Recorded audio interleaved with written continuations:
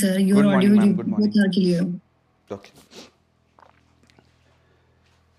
Sir आवाज आ रही है? बिल्कुल आ रही है सर। Good नमस्ते morning, sir. sir. Good morning, good morning, Good morning, sir. Very good morning, नमस्ते सर। नमस्कार बच्चों। एक टॉपिक रह गया है पिछले चैप्टर से, एसी से ट्रांसफार्मर्स, तो पहले वो पढ़ेंगे और फिर इलेक्ट्रोमैग्नेटिक वेव्स शुरू करेंगे। Good morning sir. Very good morning, sir आवाज आ रही है? एकदम क्लियर। ठीक है sir, okay. Good morning sir. Camera Very good focus नहीं कर morning. रहा है। क्या क्या? कैमरा फोकस नहीं कर रहा है, बीच बीच में एक बंद हो सेकंड, रहा एक है। सेकंड कर देते हैं इसको। Good morning sir. Very good morning, ठीक। तो ट्रांसफार्मर्स पढ़ेंगे बच्चों आज पहले, और उसके बाद शुरू करेंगे। Good morning, sir. Very good morning, electromagnetic waves. तो बच्चों जल्दी से ट्रांसफार्मर के बारे में बताइए, जो जो कुछ आप जानते हो ट्रांसफार्मर के बारे में, जो भी पता हो आपको। किसी कुछ जानकारी है ट्रांसफार्मर के बारे में?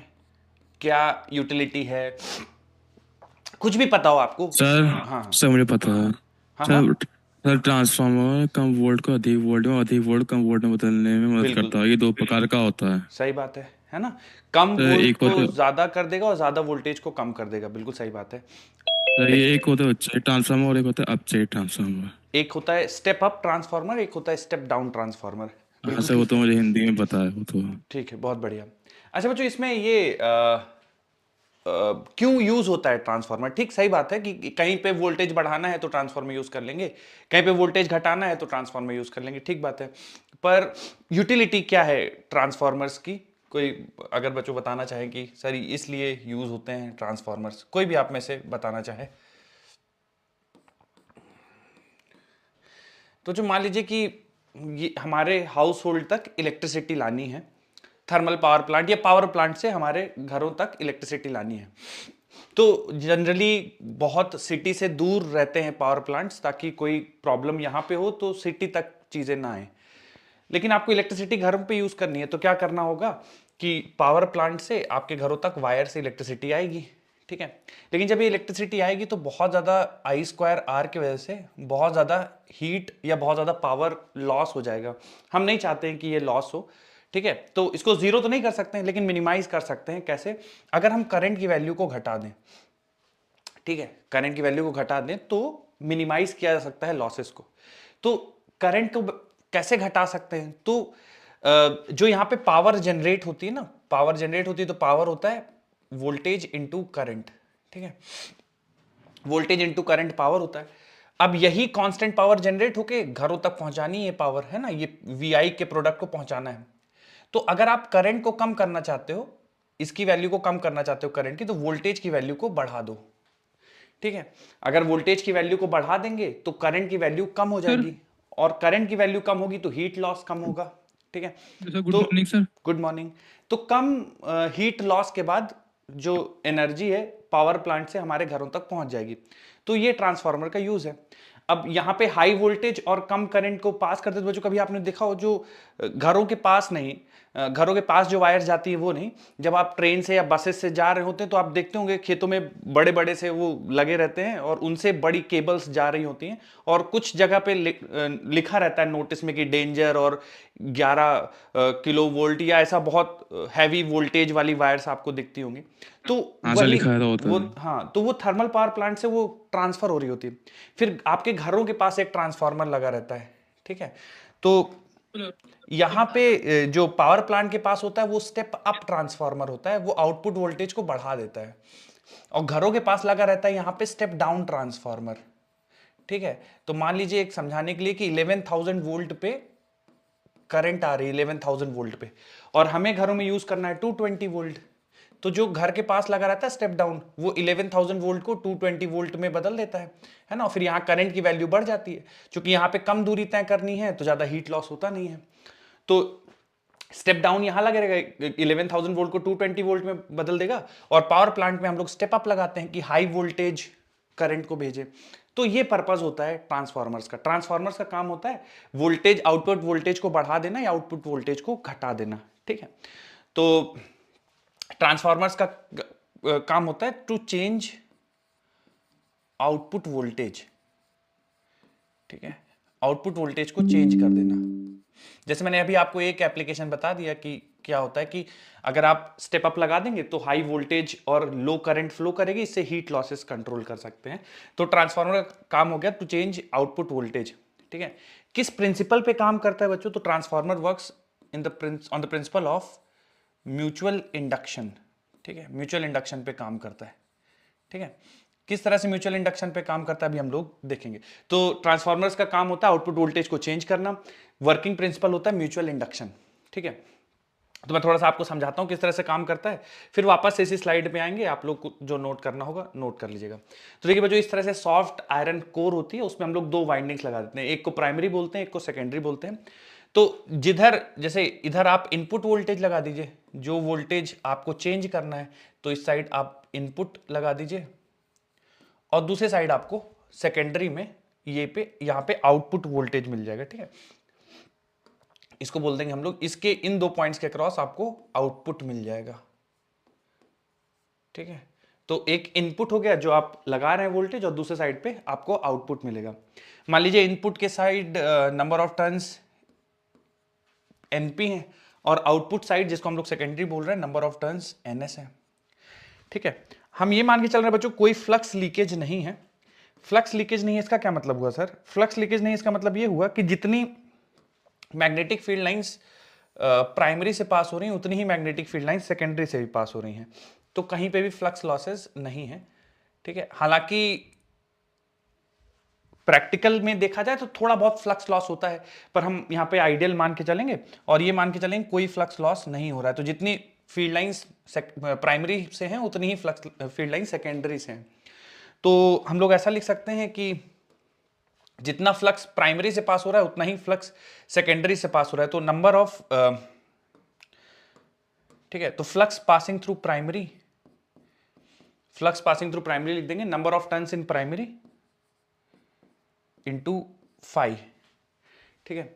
और फ्लक्स पासिंग थ्रू सेकेंडरी, ये लिख देंगे number of turns in secondary into 5, ठीक है। दोनों को डिफरेंशिएट कर दें अगर, तो डिफरेंशिएट कर देंगे तो d∅/dt for primary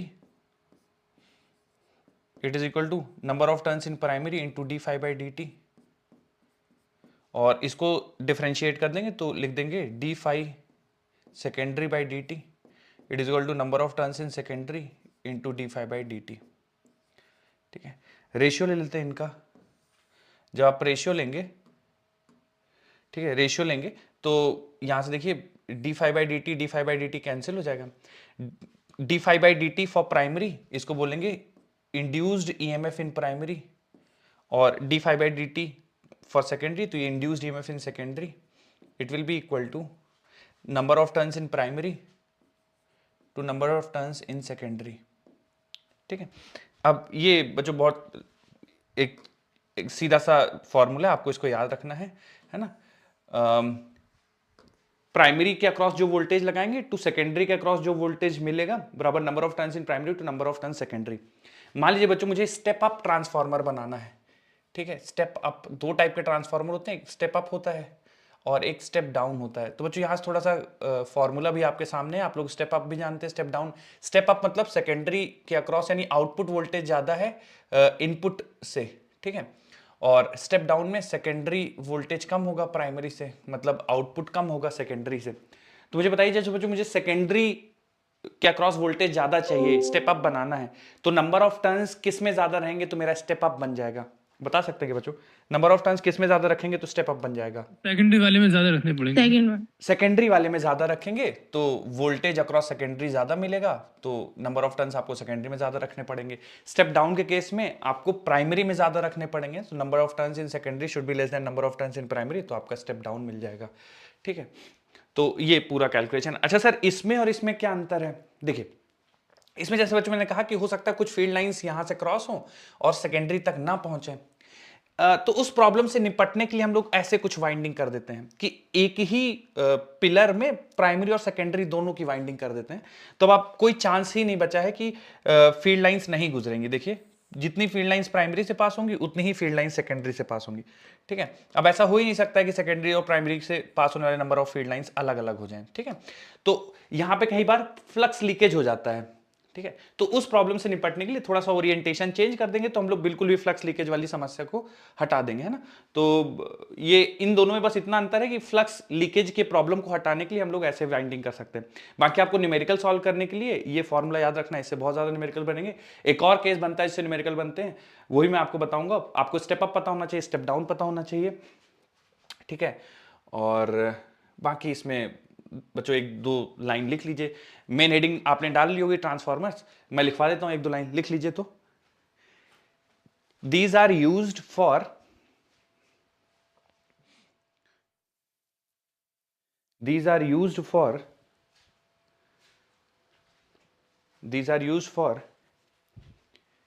changing output voltage. These are used for changing output voltage.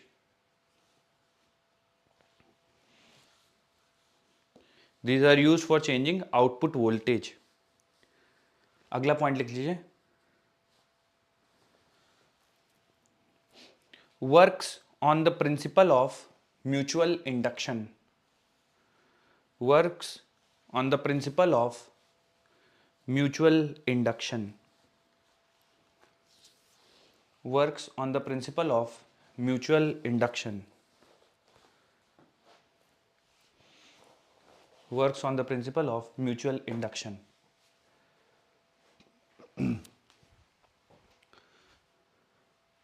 उसके बाद बच्चों आप ये वाला डायग्राम ड्रॉ कर लीजिए। ये ऑप्शनल है, करना चाहें तो कर लीजिए, मैंने इसका आप बता दिया कि क्या पर्पस है इसका। बाकी ये तो 100% आपके डायग्राम होना चाहिए। स्टेप अप क्या होता है, स्टेप डाउन क्या होता है, ये लिखा होना चाहिए, और फिर ये फॉर्मूला डिराइव होना चाहिए। Voltage across primary to voltage across secondary equal to number of turns in primary to number of turns in secondary. जो प्राइमरी होता है उसी को इनपुट बोलते हैं, और सेकेंडरी में हमेशा आउटपुट लेते हैं।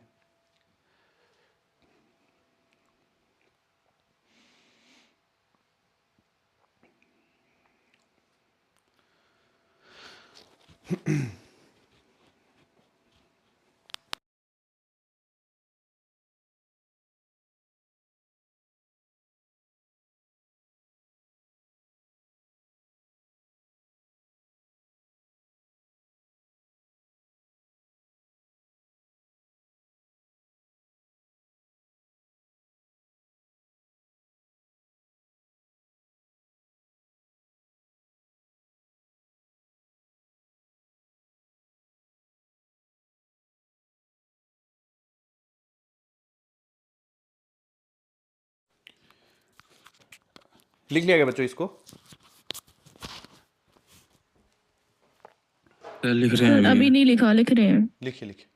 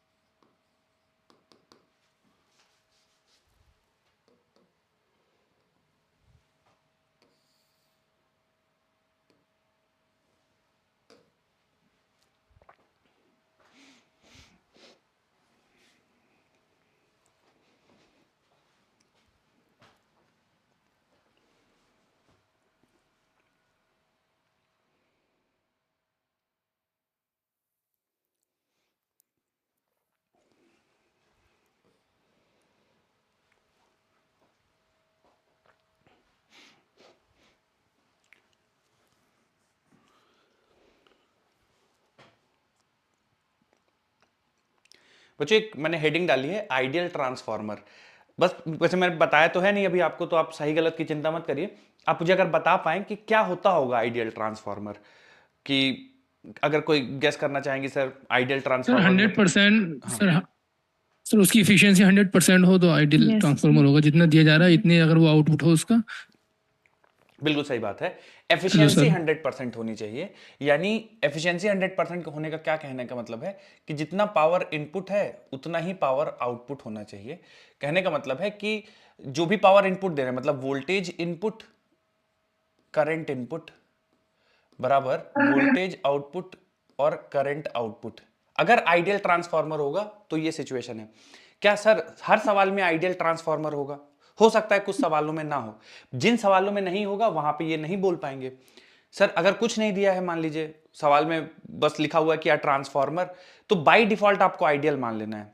ठीक है, अगर पूछा जाए एफिशिएंसी, इसका मतलब फिर वो एफिशिएंसी 100% नहीं है। कुछ नहीं बोला गया तो बाय डिफॉल्ट आप आइडियल मान लीजिए। तो अगर आइडियल ट्रांसफार्मर है तो ये वैलिड होगा, यानी वीपी अपॉन वी एस बराबर लिख सकते हैं हम लोग I S upon I P. और बच्चों आप सबको पता है कि वीपी अपॉन वी एस बराबर एनपी अपॉन एन एस, तो ये एनपी अपॉन एन एस। ठीक है, तो अगर आइडियल ट्रांसफार्मर है तो ये चीज वैलिड होगी। अगर आइडियल ट्रांसफार्मर नहीं है तो ये वैलिड होगा। दिस इज वैलिड एवरीवेयर, भले ही ट्रांसफार्मर आइडियल हो या नॉन आइडियल हो, ये हमेशा वैलिड है। ये तीनों रेशियो आपस में बराबर होंगे अगर आइडियल ट्रांसफार्मर है। ठीक है, कई बार बच्चों सवाल में आपसे एफिशिएंसी भी पूछ देंगे, तो efficiency of a transformer input upon output into 100। तो efficiency of transformer is input power divided by output power into 100 कर देते हैं तो एफिशिएंसी आ जाती है। तो हो सकता है कुछ ट्रांसफार्मर्स में आपसे एफिशिएंसी निकालने को बोला जाए, तो फिर आप यही फॉर्मूला यूज करिएगा, input upon output into 100। Sir efficiency output upon input नहीं होगी? नहीं नहीं नहीं, देखिए, एक सेकंड, सही कह रहे हैं आप, आउटपुट अपॉन इनपुट होगा। ठीक है ठीक है ठीक है, जितना आपको मिल रहा है डिवाइड बाय जितना आप पुट कर रहे हैं, बिल्कुल आउटपुट अपॉन इनपुट इन 100, बिल्कुल ठीक है। और कुछ पूछना था? हाँ, अगर बच्चों ये किसी को पता हो कि सॉफ्ट आयरन कोर का इस्तेमाल क्यों करते हैं, ये जो सॉफ्ट आयरन कोर है यही तो क्यों यूज की जाती पैरोमैग्नेटिक है? सर, ताकि मैग्नेटिक फील्ड सारी वहां पे अक्यूमुलेट हो पाए। सर मैग्नेटिक फील्ड को बढ़ाने के लिए सर इंटेंसिटी बढ़ाने के लिए, मैग्नेटिक फील्ड की इंटेंसिटी बढ़ाने के लिए किया है मैग्नेटिक फील्ड की इंटेंसिटी बढ़ाने के लिए, ठीक है। परमिबिलिटी ज्यादा होती है तो स्ट्रेंथ ऑफ मैग्नेटिक फील्ड ज्यादा होगी। और इसका एक ये भी कारण है कि देखिए, जैसे आप एसी सोर्स लगाएंगे तो एसी सोर्स का मतलब है करंट लगातार बढ़ेगी घटेगी और बीच बीच में अपने डायरेक्शंस को भी चेंज करेगी। तो इस सॉफ्ट आयरन से जो पास होती वाली फील्ड लाइंस हैं उनको भी लगातार बढ़ना पड़ेगा, घटना पड़ेगा, लगातार अपने डायरेक्शंस को भी चेंज करना पड़ेगा। तो सॉफ्ट आयरन कोर, ठीक है, परमिबिलिटी तो होती ही है ज्यादा, है ना, तो स्ट्रेंथ ऑफ मैग्नेटिक फील्ड बढ़ा ही देता है। उसके बाद इजिली मैग्नेटाइज और डीमैग्नेटाइज हो जाता है। ठीक है, तो आप हिस्टेरिसिस, हम लोगों ने हिस्टेरिसिस लूप नहीं पढ़ा है, पर इससे जो एनर्जी लॉसेस होते हैं ना मैग्नेटाइजेशन और डीमैग्नेटाइजेशन से, वो बहुत कम होते हैं। तो जैसे कुछ इनपुट दिया आपने एनर्जी, तो वो सारा का सारा आउटपुट मिल जाता है। कोई और मटेरियल यूज कर लेंगे जिसमें एनर्जी लॉसेस ज्यादा हैं, तो फिर जितना इनपुट रखेंगे उससे कम आपको आउटपुट मिलेगा। ठीक है, इस वजह से हम लोग सॉफ्ट आयरन कोर यूज करते हैं। तो परमिबिलिटी ज्यादा होती है और दूसरा इजिली मैग्नेटाइज और डीमैग्नेटाइज हो जाता है, तो हम लोग सॉफ्ट आयरन कोर को यूज करते हैं ताकि मैग्नेटिक फील्ड लाइंस का जो चेंजेस है वो तुरंत हो पाए। ठीक है, हिस्टेरिसिस लॉसेस कम हो पाए। तो मैं इसको, आप लोग लिख लीजिएगा, तो मैं एक दो पॉइंट्स में आपको सॉफ्ट आयरन कोर क्यों यूज करते हैं वो भी लिख लेंगे हम लोग।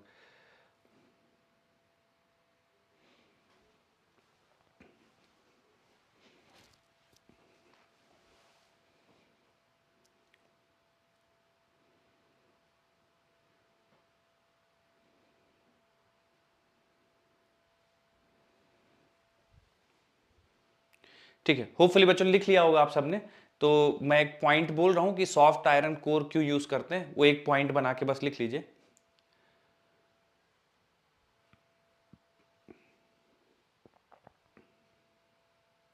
Because of soft iron core,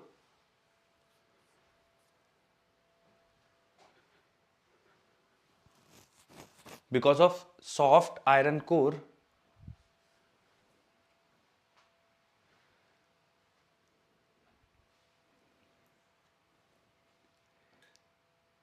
there is less, because of soft iron core there is less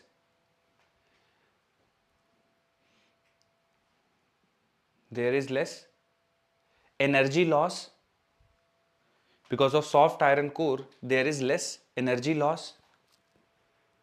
Because of soft iron core there is less energy loss. Because of soft iron core there is less energy loss. There is less energy loss. As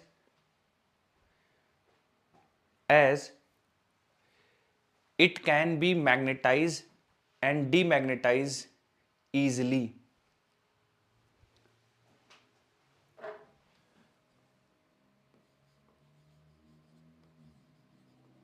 Less energy loss as it can be magnetized and demagnetized easily.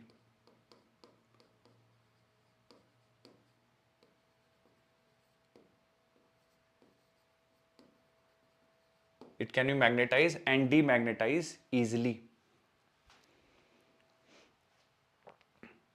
ठीक है बच्चों, तो देखिए दो main result हैं. एक तो ये वाला रिजल्ट है, अगर आइडियल ट्रांसफार्मर है तो तीनों रेशियो इक्वल हो जाएंगे. अब इसी से देखिए डिफरेंट डिफरेंट तरह के सवाल बनेंगे, है ना. तो मैं आप लोगों को कुछ सवाल कराता हूं तो थोड़ा आपकी प्रैक्टिस होगी. लगाऊं क्या पहला सवाल? रेडी हैं आप सब? चेंज कर रहा हूं बच्चों स्लाइड, देखिएगा आप लोग.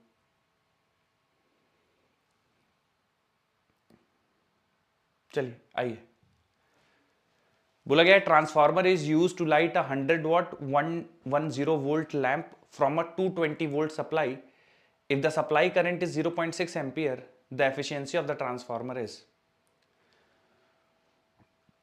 एफिशिएंसी ऑफ द ट्रांसफार्मर बताना है तो output upon input into 100. Output upon input into 100. और जिनका हो जाए बच्चों आंसर बताइएगा.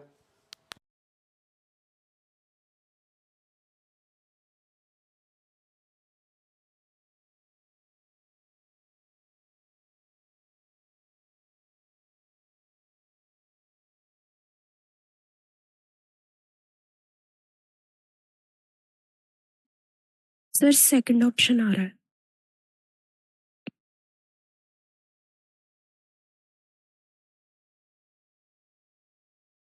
Second one. Yes sir. बच्चों बाकी लोग भी बताइए. कह रहा है एफिशिएंसी ऑफ द ट्रांसफार्मर कितनी होगी. Transformer is use to light 100 watt 110 volt lamp from a supply of 220 volt. तो देखिए बच्चों जो इनपुट वोल्टेज है ना वो ये है, आउटपुट वोल्टेज ये है, आउटपुट पावर ये है. अब इनपुट पावर आपको निकालनी पड़ेगी. तो इनपुट पावर कैसे निकाल सकते हैं? P बराबर होता है V into I, input voltage into input current. तो इनपुट वोल्टेज है 220 वोल्ट. ठीक है. लैंप को आप प्लग इन करेंगे ना, हमारे घरों में जो सप्लाई आती है वो 220 वोल्ट आती है और लैंप हमारा ये है. तो बीच में कहीं ट्रांसफार्मर लगा होगा, तो जैसे ही आप लैंप को प्लग इन करेंगे तो ये इनपुट वोल्टेज है ट्रांसफार्मर का और आउटपुट उसको ये चाहिए, तभी लैंप काम कर पाएगा. तो इनपुट करंट दे रखा है सवाल में 0.6 एम्पियर, तो 0.6 रख दीजिए. अच्छा आउटपुट हमारे पास 100 है, तो एफिशिएंसी क्या हो जाएगी? एफिशिएंसी जो हमें मिल रहा है बाहर 100 और जो इनपुट है यानी 220 इंटू 22 इंटू 6 इंटू 100, ये इतना एफिशिएंसी आ जाएगा आपके पास. बच्चों कैंसिल करेंगे इसको 50 और ये 11, ये 25, ये 3, तो 25/33 इंटू 100 ये आ जाएगा, है ना. तो कितना चला जाएगा बच्चों? मतलब 33 इंटू 330, 7 से मल्टीप्लाई करेंगे हम लोग तो 7 21. बी वाले बैठेगा जी, ऑप्शन भी आ जाएगा सर. हाँ मेरे हिसाब से बच्चों 76 आ रहा है. किया आप लोगों ने कैलकुलेशन? 100 को जो है 33 से डिवाइड कर देंगे तकरीबन. हाँ 100 को 33 से डिवाइड कर देंगे, मेक सेंस, वो बढ़िया हो जाएगा. तो 3 आएगा अप्रॉक्स, तो 75% के आसपास आ जाएगा. बिल्कुल ठीक है, 76% आंसर आ जाएगा.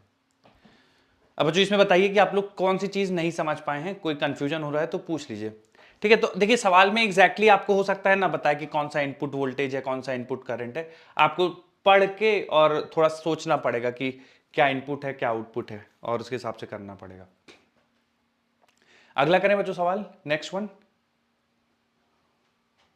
Yes sir, done. ठीक है, अगला सवाल लगा रहा हूँ, सेम टाइप का है, देखिएगा थोड़ा सा पढ़िएगा, घबराइएगा नहीं कि बहुत सारी इंफॉर्मेशन है, कर सकते हैं आप लोग जितना पढ़े हैं उसके बेसिस पे। ठीक है, तो देखिए प्राइमरी वोल्टेज दे रखा है, सेकेंडरी वोल्टेज दे रखा है, और लोड का वोल्टेज दे रखा है, लोड का पावर दे रखा है, तो ये एक्चुअली में आउटपुट पावर है।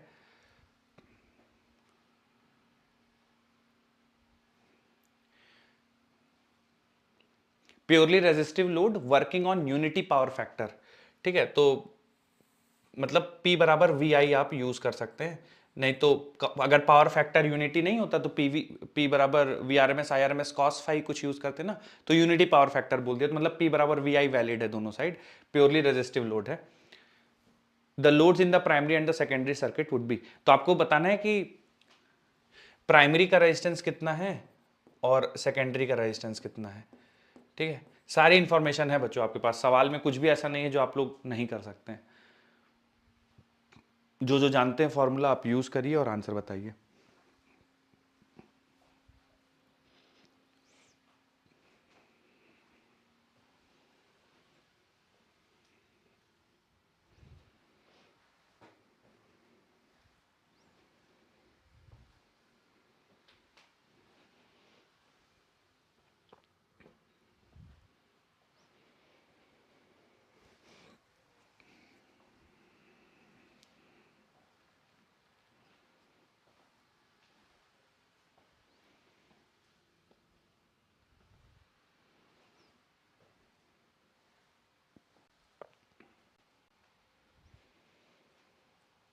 जिनका भी आंसर आए बच्चों बता दीजिएगा, वेट कर रहा हूं।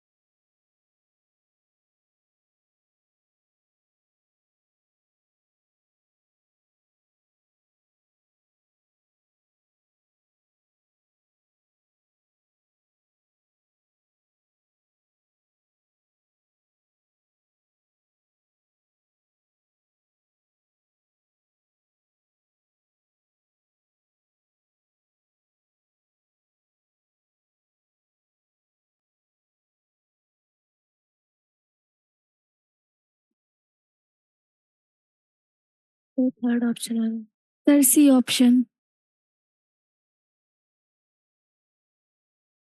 ठीक, और किसी का है बच्चों ऑप्शन, कुछ आंसर?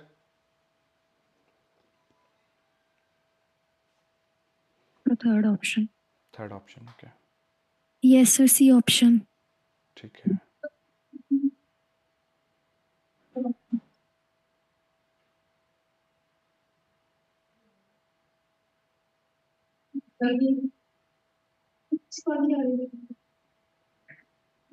चलिए मैं सॉल्व करता हूं, एक बार देखते हैं सारे, आइए। सर थर्ड ऑप्शन आ रहा है। थर्ड ऑप्शन आ रहा है, ठीक है। देखिए बच्चों, पावर आउटपुट दिया हुआ है और आपसे बोल दिया गया कि आइडियल ट्रांसफार्मर ट्रीट करना है। आइडियल ट्रांसफार्मर ट्रीट करना है मतलब कि जो भी आउटपुट पावर होगा वही इनपुट पावर के बराबर होगा। अच्छा, आउटपुट पावर जो होगा वो वोल्टेज आउटपुट और करंट आउटपुट, और जो इनपुट पावर होगा वो होगा वोल्टेज इनपुट और करंट इनपुट। ठीक है, अब देखिए सवाल में हमसे रेजिस्टेंस पूछा गया है ना, और दिया क्या हुआ है, वोल्टेज दिया हुआ है, यानी ये दिया हुआ है, और करंट नहीं पूछा है, रेजिस्टेंस पूछा है, तो करंट को चेंज कर दिया। आप करंट को लिख सकते हैं V by R, Ohm's law से, तो हो जाएगा V नॉट स्क्वायर बाई, और ये हो जाएगा V input square by R input. ठीक है, अब जैसे मुझे R आउटपुट निकालना है, तो R आउटपुट हो जाएगा V आउटपुट का स्क्वायर, तो V आउटपुट कितना है,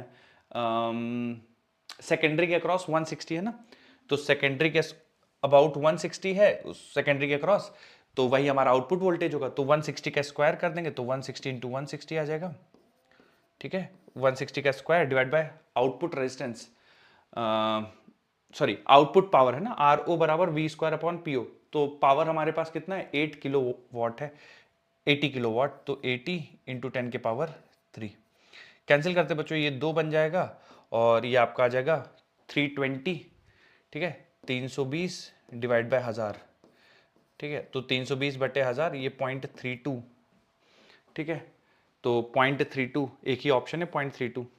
और इनपुट के लिए निकालना है तो वोल्टेज स्क्वायर, तो यहां से हम लोग बोल सकते हैं कि resistance of input it will be voltage input का square. Voltage input 8 kilo volt है, तो 8 किलो वोल्ट का स्क्वायर कर देंगे तो 64 इंटू 10 के पावर 6 आ जाएगा, क्योंकि 8 इंटू 10 के पावर 3 का square divided by power input. Power input हमारे पास 80 किलो वाट है, तो 80 इंटू 10 के पावर 3। जब बच्चों सिंप्लीफाई करेंगे इसको तो ये बन जाएगा, ऊपर 10 के पावर 3 बन जाएगा, 8 से कैंसिल करेंगे बच्चों तो यहाँ 10 बन जाएगा, यहाँ पे 8 बन जाएगा, और 10 8 0.8 इंटू 10 के पावर 3 दैट इज 800 ओम। तो प्राइमरी वाला 800 ओम आ जाएगा, सेकेंडरी 0.32 आ जाएगा। तो ये सी ऑप्शन मैच कर जाएगा। कंफ्यूजन तो नहीं बच्चों, कुछ बता लीजिए, बताइएगा अगर कुछ चीज़ समझ में नहीं आई हो कि ये क्यों कर रहे हैं, ऐसा कैसे। सर रुक जाइए। लिखिए लिखिए लिखिए।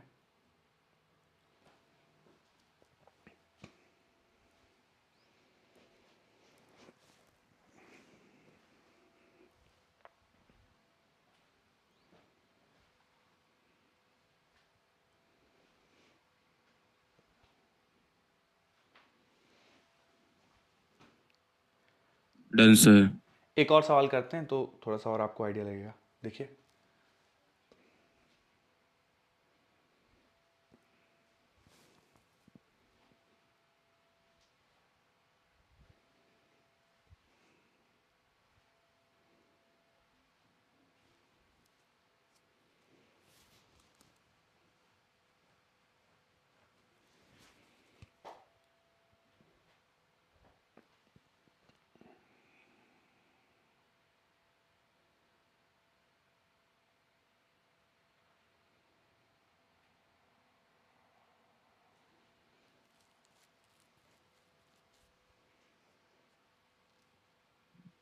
सर सेकंड ऑप्शन आ रहा है। ओके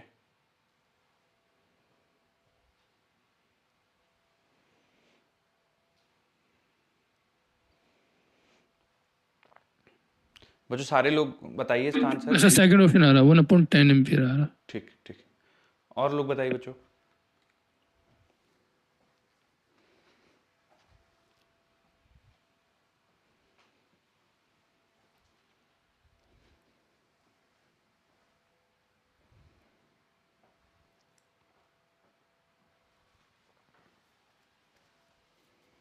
सेकंड ऑप्शन आ रहा है।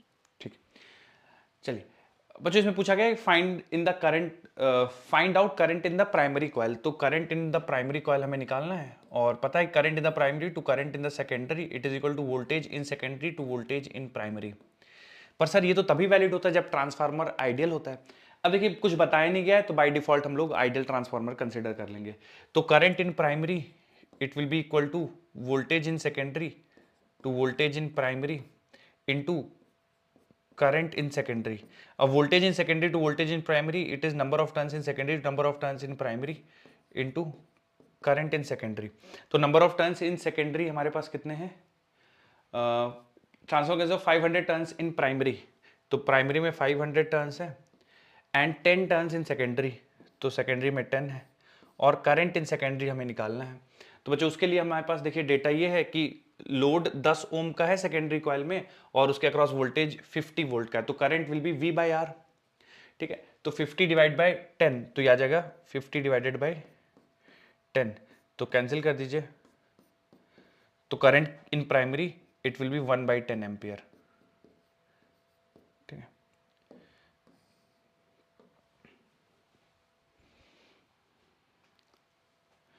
अगला सवाल करते हैं।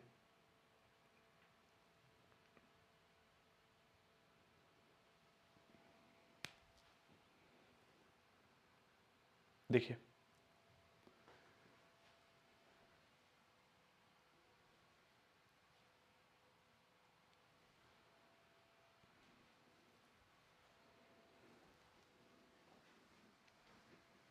सर बोलिए। सर पीछे वाला हुआ नहीं था सर। ठीक, मैं लगा दूंगा, आप ये एक बार अटेम्प्ट कर लीजिए, फिर मैं लगाता हूँ।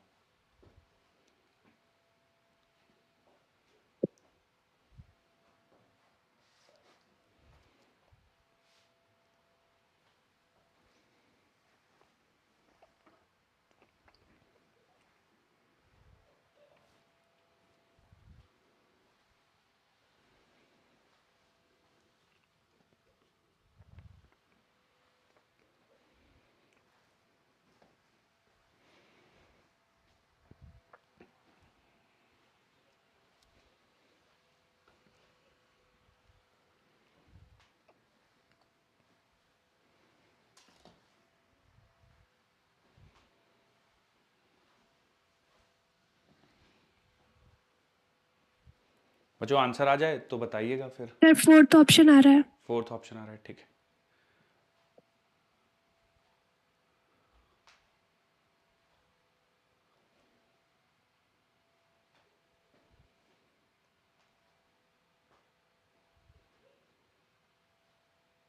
सर फोर्थ ऑप्शन आ रहा है। यस सर, फोर्थ ऑप्शन आ रहा है। ठीक है,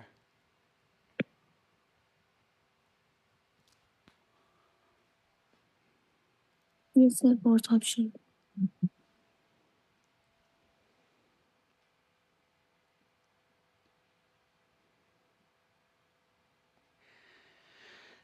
ठीक है।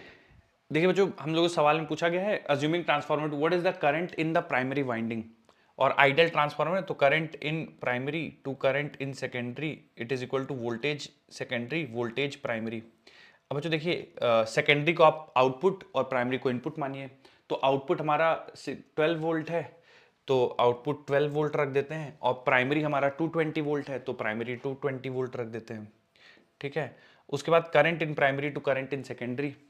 अब कह रहा है assuming transformer what is the current in the primary, current in the primary पूछा गया है। ठीक है, करंट इन द प्राइमरी निकालना है, और करंट इन सेकेंडरी इधर मल्टीप्लाई कर देंगे तो आंसर आ जाएगा। वैसे बच्चों करंट सेकेंडरी कैसे निकाला जाए, आप लोगों को क्या लगता है?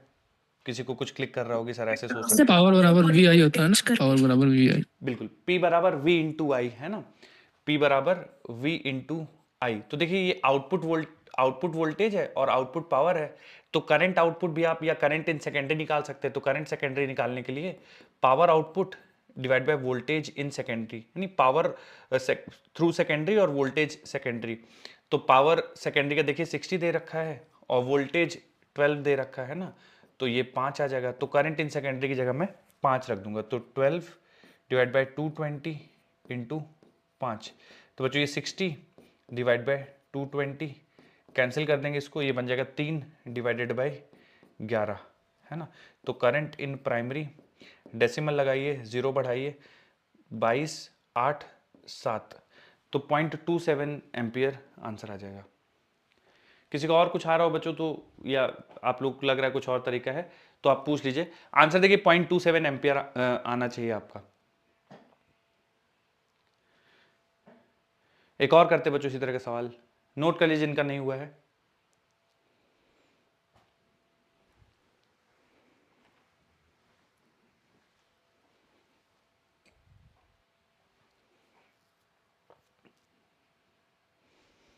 Done sir. ठीक, चेंज कर रहा हूं बच्चों स्लाइड, अगला क्वेश्चन लगा रहा हूं मैं। सर ये 30/11 हो गया, 3/11। एक सेकंड ना,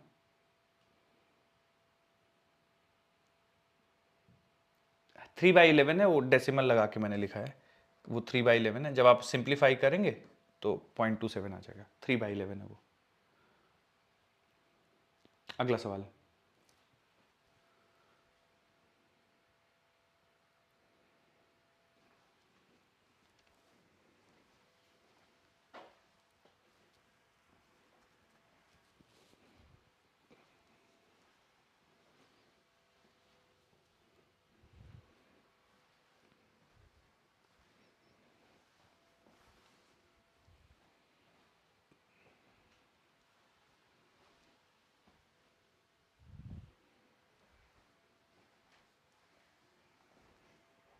sir first option.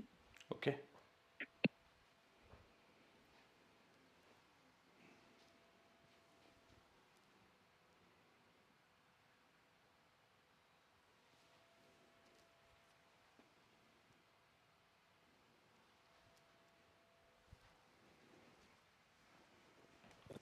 First option.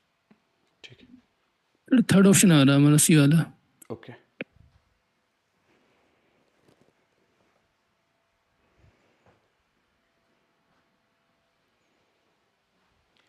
आइए सॉल्व करते हैं बच्चों। देखिए थोड़ा सा फिर से देखिए, जो बार बार यूज कर रहे हैं वही फॉर्मूला यूज करेंगे। फिर से लिखेंगे voltage across secondary to voltage across primary it is equal to current in primary to current in secondary. अब देखिए क्या क्या क्या सवाल में दिया गया। Ignoring power loss what is current in the primary, तो current in primary it is equal to current in secondary voltage secondary to voltage in primary. ठीक है, करंट सेकेंडरी रखें। अच्छा, वोल्टेज सेकेंडरी यानी आउटपुट वोल्टेज 11 वोल्ट है और जो हम लोग लगा रहे हैं वो 220 वोल्ट लगा रहे हैं। ठीक है, और करंट इन सेकेंडरी निकालना है।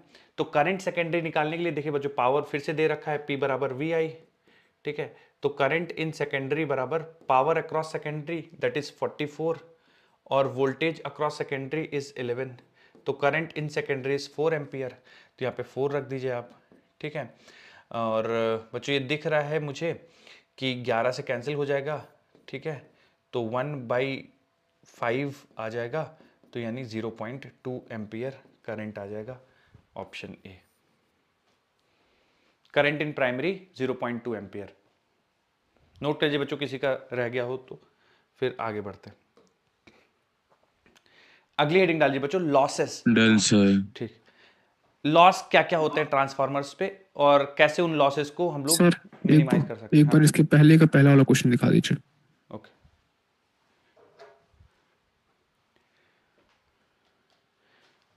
अगली हेडिंग डालिए बच्चों, लॉसेस इन ट्रांसफार्मर। क्या क्या लॉसेस होते हैं और कैसे उन लॉसेस से बचा जा सकता है। हाँ सर, यही वाला एक सेकंड रुक जाइए।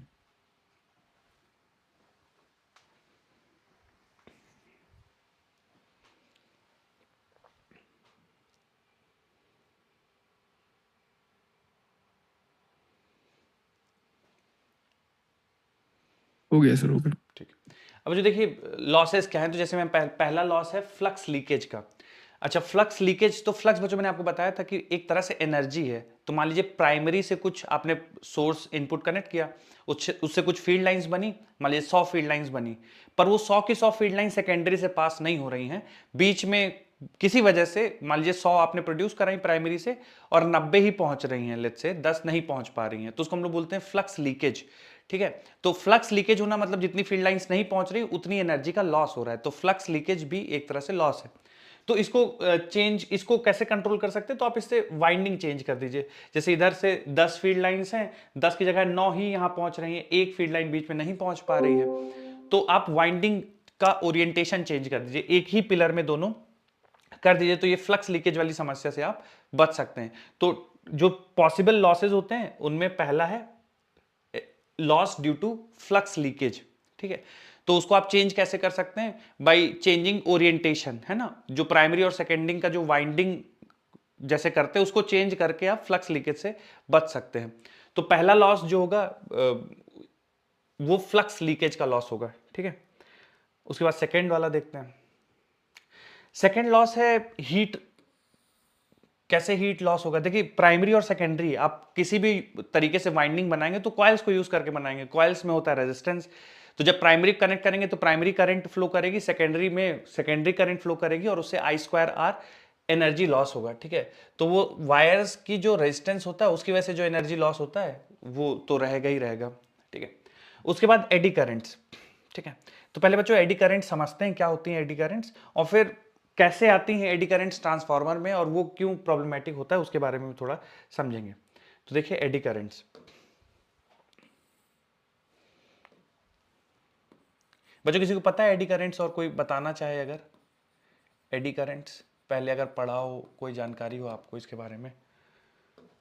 फिर हीट प्रोड्यूस कर देती है करंट। हीट प्रोड्यूस करती है, बिल्कुल सही है। और बच्चों कुछ बताना चाहेंगे। सर फ्लक्स की वजह से आती है ना सर, उसके इनवर्स, उसको कम करने के लिए, फ्लक्स अगर इंक्रीज हो रहा है तो उसको कम करने के लिए उसके अपोजिट उसके। देखिए मैं आपको बताता हूं, जैसे ये मान लीजिए कंडक्टिंग प्लेट है। ठीक है, कंडक्टिंग प्लेट है, तो मेटल डिस्क हो या मेटल लैमिना हो, इस टाइप की चीजें होना जरूरी है, या मेटल का ब्लॉक रखा है, कुछ इस टाइप की चीजें होनी चाहिए। और उससे पास होती हुई मैग्नेटिक फील्ड लाइंस आप चेंज करें। तो अगर आप इससे पास होती मैग्नेटिक फील्ड लाइंस चेंज होंगे तो ये मैग्नेटिक फ्लक्स चेंज हो रहा है। मैग्नेटिक फ्लक्स की चेंज होने की वजह से क्या होगा, इसमें करंट्स प्रोड्यूस होंगी, इंड्यूस करंट प्रोड्यूस होंगी, ठीक है। और वो इंड्यूस करंट, ठीक है, जैसे अगर आप एक फ्रेम रख दें, ऐसा एक फ्रेम रख दें, बीच में कोई बल्क में मेटल नहीं है, तो इलेक्ट्रॉन्स ऐसे मूव करेंगे, इसी फ्रेम में मूव करेंगे, कुछ इस तरह से इलेक्ट्रॉन्स मूव करेंगे ना, फ्रेम में मूव करेंगे, ठीक है, इलेक्ट्रॉन्स फ्रेम में मूव करेंगे। लेकिन अगर इसमें बल्क में मेटल है, ठीक है, पूरे, ये केवल फ्रेम नहीं है वायर का, यहां पूरे में मेटल है, तो फिर क्या करंट्स होंगी, कुछ इस तरह से प्रोड्यूस होंगी करंट, है ना, ऐसे पूरे करंट प्रोड्यूस होंगी, ठीक है, ऐसे पूरे करंट प्रोड्यूस होंगी। सर ऐसे ही क्यों करंट्स प्रोड्यूस हो रही हैं, स्क्वायर के फॉर्म में क्यों नहीं प्रोड्यूस हो रही हैं? क्योंकि देखिए इलेक्ट्रिक फील्ड लाइंस, जो इंड्यूस्ड इलेक्ट्रिक फील्ड आएगी ना, वो इसी तरह से आएगी, सर्कुलर फॉर्म में ही इंड्यूस्ड इलेक्ट्रिक फील्ड आएगी। तो इलेक्ट्रॉन्स या चार्ज कैरियर्स वो इसी तरह से सर्कुलर फॉर्म में घूमेंगे। क्योंकि जैसे पानी जब बह रहा होता है ना नदियों में कभी कभार, तो बीच में ना वो ऐसा भंवर टाइप से आती है और पानी एक जगह से नीचे जाने लगता है, तो उनको बोलते हैं एडी, ठीक है। तो ऊपर से देखने पे ये ऐसा ही सर्कुलर फॉर्म में नजर आता है, तो इनको एडी करंट्स बोलते हैं। तो एडी करंट्स होती क्या है, जब भी किसी मेटल शीट से पास होते हुए मैग्नेटिक फील्ड को आप चेंज करते हैं, या किसी मेटल शीट से पास होता हुआ मैग्नेटिक फ्लक्स जब चेंज होता है, तो उस मेटल शीट या उस मेटल प्लेट में करंट प्रोड्यूस होती हैं सर्कुलर फॉर्म में। इन करंट्स को हम लोग एडी करंट्स नाम देते हैं, ठीक है। अब सर एडी करंट्स का नुकसान क्या है? देखिए बहुत ज्यादा हीट डेवलप होगी ना, करंट प्रोड्यूस होगा तो I²R से हीट डेवलप होगी, और वो हीट क्या करेगी, पहली चीज तो आपका एनर्जी लॉस है ना, और दूसरा इस मेटल शीट को डैमेज कर सकती है। बहुत ज्यादा हीट हो गया तो फिर वो खराब हो सकता है मेटल, है ना, डैमेज हो जाएगा, मुड़ जाएगा, ठीक है। तो ये नुकसान है, एक तो आपका एनर्जी लॉस होगा, और फिर मेटल जिसमें प्रोड्यूस हो रही है एडी करंट्स उसको डैमेज कर सकती हैं। अब ये ट्रांसफार्मर के लिए कैसे हानिकारक है, ट्रांसफार्मर के लिए कैसे यूजफुल नहीं है? तो देखिए आप ट्रांसफार्मर में करते क्या है कि प्राइमरी सोर्स को कनेक्ट करते हैं वोल्टेज से, तो लगातार इसे पास होती हुई करंट चेंज होती है, तो लगातार मैग्नेटिक फील्ड लाइंस चेंज होती हैं, कभी बढ़ रही, कभी घट रही, कभी डायरेक्शन चेंज हो जा रहा है। तो इस मेटल, ये जो सॉफ्ट आयरन कोर है तो ये कंडक्टिंग मेटल ही ना आयरन कोर, तो इसमें चार्ज कैरियर्स होंगे, ठीक है। तो जब लगातार मैग्नेटिक फील्ड लाइंस चेंज होगी तो इस मेटल कोर में, सॉफ्ट आयरन कोर में एडी करंट्स प्रोड्यूस हो जाती हैं, ठीक है। और वो एडी करंट से होता क्या है कि वो एनर्जी लॉस है ना, और इसमें ऐसा तो है नहीं कि थोड़ी देर के लिए ही मैग्नेटिक फील्ड प्रोड्यूस हो रही है, लगातार आप एक सेकंड में कई बार मैग्नेटाइजेशन डीमैग्नेटाइजेशन हो रहा है, तो बहुत ज्यादा एडी करंट्स प्रोड्यूस होती हैं, ठीक है। तो अगर उनको कम नहीं किया गया तो बहुत ज्यादा एनर्जी का लॉस होगा पहली चीज तो, क्योंकि जितना मान लीजिए 100 वाट दे रहे हैं और बहुत ज्यादा हीट प्रोड्यूस होगी, तो 100 वाट में से मान लीजिए 60 वाट ही कन्वर्ट हो रहा है, बाकी सब एडी करंट में चला गया या फ्लक्स लीकेज में चला गया, तो फिर बहुत इनएफिशिएंट हो जाएगा प्रोसेस, ठीक है। तो हम ये नहीं चाहते हैं, तो हमें एडी करंट्स को मिनिमाइज करना होगा ट्रांसफार्मर में, तो इसके लिए लैमिनेशन करते हैं, कोर का लैमिनेशन करते हैं। तो कैसे लैमिनेशन एडी करंट को बचाती है वो भी मैं आपको समझाता हूं। तो जैसे मान लीजिए बच्चों ये मेटल कोर है, इस तरह से आउट ऑफ द प्लेन जाता हुआ मेटल कोर है, ठीक है। मतलब हम लोग ने तो ऐसे दिखाया ट्रांसफार्मर कि ये मेटल कोर है, इधर एक वाइंडिंग है और एक इधर वाइंडिंग है, ठीक है। और इस मेटल कोर में ऐसे फील्ड लाइंस पास हो रही हैं, इस मेटल कोर के थ्रू ऐसे फील्ड लाइंस।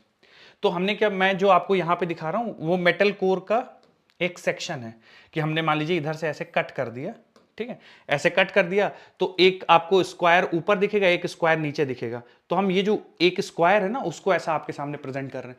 तो मैग्नेटिक फील्ड लाइंस जो इस कोर से पास हो रही हैं ऐसे, अगर आप इसका क्रॉस सेक्शन देखेंगे तो मैग्नेटिक फील्ड लाइंस पास हो रही हैं ऐसे, ठीक है। अब इनको रोकना है, ठीक है, इन एडी करंट्स को प्रोड्यूस नहीं होने देना है, तो हम लोग इसमें लैमिनेशन करते हैं, ठीक है। लैमिनेशन क्या करते हैं कि एक मटेरियल इंसुलेटर हम लोग ऐसे प्लेस कर देते हैं, ऐसे कोर के बीचों बीच ऐसे इंसुलेटर प्लेस कर देते हैं। तो ये इंसुलेटर क्या करता है कि इन पूरे करंट्स को पूरे उसमें डेवलप नहीं होने देता है, क्योंकि ये इंसुलेटर आ गया बीच में तो करंट्स डेवलप नहीं हो पाती पूरा अच्छे तरीके से, ठीक है। तो अगर करंट्स पूरे डेवलप नहीं हो पाएंगे अच्छे से, काफी हद तक कम हो जाएंगी, ठीक है, डेवलप तो होंगी, इस वाले ऐसे ऐसे रेंज में डेवलप हो जाएंगी, ऐसे रेंज में डेवलप हो जाएंगी, ऐसे डेवलप हो जाएंगी, पर उतने मैग्नीट्यूड की डेवलप नहीं होंगी, ठीक है। तो इसको हम लोग लैमिनेशन बोलते हैं, जो बीच में इंसुलेटिंग मटेरियल रख देते हैं कोर में, उसी को हम लोग बोलते हैं लैमिनेशन करना, ताकि वो इंड्यूस करंट को ब्रेक कर पाए, ठीक है, सॉरी एडी करंट को ब्रेक कर पाए। तो बच्चों पहले हम लोग लिखेंगे कि एडी करंट्स होती क्या है, कैसे प्रोड्यूस होती हैं, क्या नुकसान है, फिर ट्रांसफार्मर में कैसे नुकसान करती हैं, और फिर ट्रांसफार्मर से को कैसे बचाते हैं। तो आप लिखिए थोड़ा सा एडी करंट के बारे में, लिखिए। व्हेन अ मेटल शीट, लिखिए, when metal sheet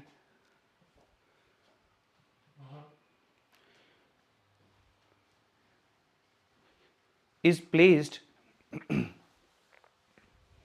when a metal sheet is placed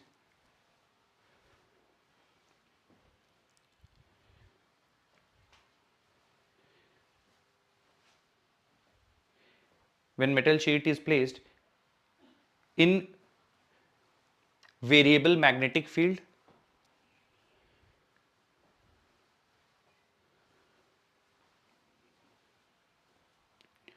when a metal sheet is placed in variable magnetic field,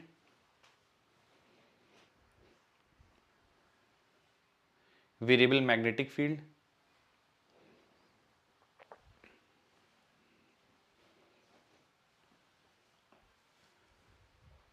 when a metal sheet is placed in variable magnetic field, circular induced current are generated, circular induced current are generated,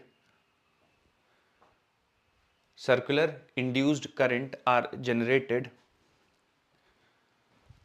circular induced current are generated, circular induced current are generated.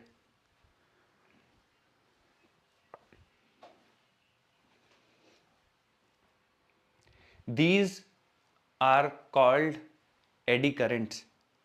These are called eddy current.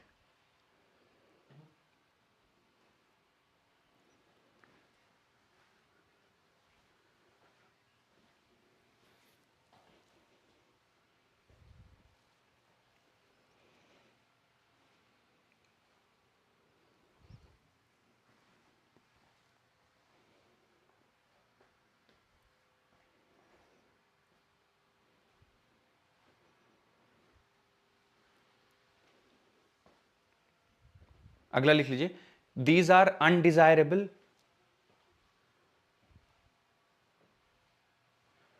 these are undesirable,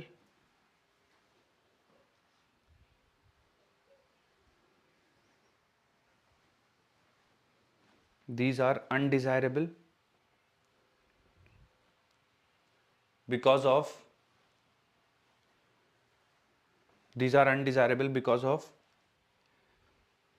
energy losses,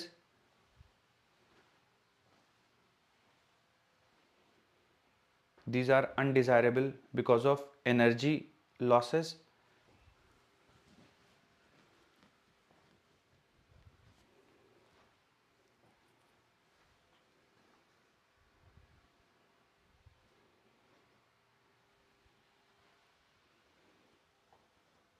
and damage to material.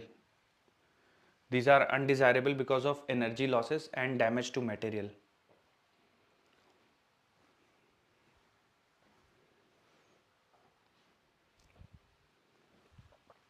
बच्चों कुछ जगह favourable भी होती हैं eddy currents, जैसे कि induction electric furnace, furnace, electric furnace, electric furnace, induction furnace, electric train में भी होती है सर, इलेक्ट्रिक ट्रेन को रोकने के लिए। Magnetic braking, electric power motor में होती है।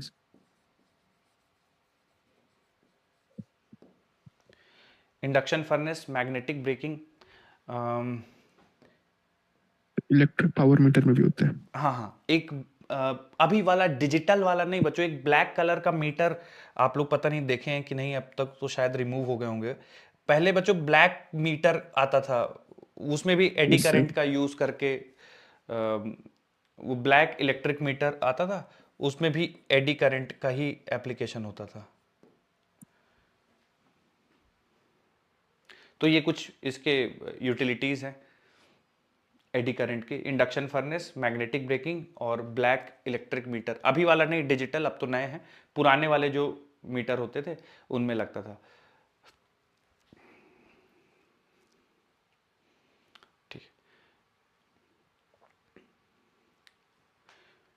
तो जो ये जो डिस्कशन हुआ है उसके आधार पे आपको समझ में आना चाहिए कि एडी करंट्स प्रोड्यूस कैसे होती हैं और क्या नुकसान है एडी करंट्स के, है ना। एनर्जी लॉसेस होंगे और जिस मटेरियल में प्रोड्यूस होंगे उसको डैमेज कर सकते हैं। फेवरेबल कहाँ कहाँ पे हैं, तो फेवरेबल है इंडक्शन फर्नेस में। तो मैं थोड़ा सा आपको बता देता हूँ, लिखना नहीं है कुछ। इंडक्शन फर्नेस में क्या होता है कि ऐसे चारों तरफ कॉइल्स होती हैं, ऐसे कॉइल्स होती हैं, ठीक है। और इंडक्शन फर्नेस में हम लोग ऐसे मेटल रख देते हैं जिनको मेल्ट करना होता है, इनमें मेटल ऐसे रख देते हैं और लगातार इनसे पास होती हुई करंट को चेंज करते हैं, तो मैग्नेटिक फील्ड चेंज होता है, ठीक है। इससे पास होता है, ऐसा मैग्नेटिक फील्ड चेंज होता है। तो मैग्नेटिक फील्ड जब इन मेटल ब्लॉक से पास होता है तो ये भी लगातार चेंज होता है। तो इन मेटल ब्लॉक्स या क्यूज में एडी करंट्स प्रोड्यूस हो जाते हैं और बहुत ज्यादा हीट होकर वो मेल्ट हो जाता है। तो इस तरह से इंडक्शन फर्नेस काम करता है। चलिए, तो ये बच्चों ये फेवरेबल लिख लीजिएगा कि यहाँ पे एडी करंट्स हमारे लिए मददगार है। इंडक्शन फर्नेस हो गया, मैग्नेटिक ब्रेकिंग हो गया और इलेक्ट्रिक मीटर हो गया ब्लैक वाला। चलिए अब आते हैं ट्रांसफार्मर में क्यों हम लोग नहीं चाहते हैं। तो देखिए, the alternating magnetic flux induces eddy current in the iron core and causes heating. The effect is reduced by using a laminated core. तो laminated core यूज करके आप एडी करंट्स को मिनिमाइज कर सकते हैं ट्रांसफार्मर के अंदर। तो बच्चों एक लाइन लिख लीजिए, एडी करंट्स वाले लॉसेस ट्रांसफार्मर में। तो जहां पे आप लोगों ने लिखना खत्म किया उसी के आगे अगली लाइन में लिख लीजिए कि एडी करंट्स ट्रांसफार्मर के कोर में भी जनरेट होते हैं जो कि एनर्जी लॉस का कारण है, और उनको कम करने के लिए हम लोग लैमिनेटेड कोर का यूज करते हैं।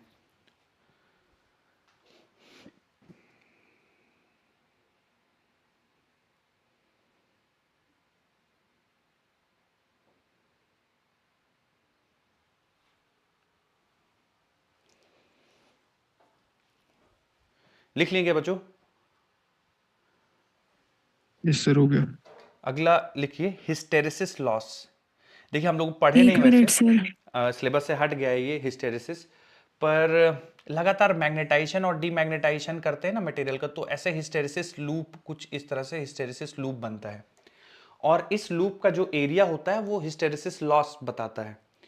तो बार बार किसी मटेरियल को मैग्नेटाइज और डीमैग्नेटाइज करेंगे ना तो हीट हो जाएगा, एडी करंट की वजह से नहीं, उसके अलावा भी हीट हो जाएगा। लगातार उसको मैग्नेटाइज करेंगे, फिर डीमैग्नेटाइज करेंगे, फिर मैग्नेटाइज करेंगे ऑपोजिट डायरेक्शन में, तो उसमें हीट प्रोड्यूस हो जाती है और वो जो हीट होगी वो इस हिस्टेरिसिस लूप के एरिया के बराबर होगी, ठीक है। तो हम ऐसा मटेरियल यूज करते हैं जिसमें हिस्टेरिसिस लॉसेस कम हो, मतलब उसका जो हिस्टेरिसिस लूप का एरिया हो वो कम हो, थिन हिस्टेरिसिस लूप बने उसका, ठीक है। ऐसा मटेरियल यूज करते हैं। जैसे सॉफ्ट आयरन कोर है तो बार बार मैग्नेटाइजेशन डीमैग्नेटाइजेशन से उसमें होने वाले लॉसेस कम होते हैं, इसलिए सॉफ्ट आयरन कोर हम लोग यूज करते हैं। तो बच्चों इसमें लिए लिख लीजिए हिस्टेरिसिस लॉस, चौथा पॉइंट बना के लिखिए, मैं एक लाइन उसमें लिखवा देता हूं, लिखिए तो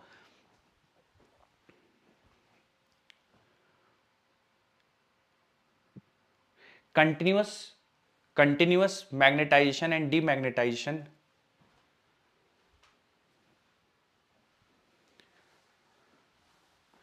continuous magnetization and demagnetization continuous magnetization and demagnetization results in hysteresis loss. Continuous magnetization and demagnetization results in hysteresis loss. Continuous magnetization and demagnetization results in hysteresis loss.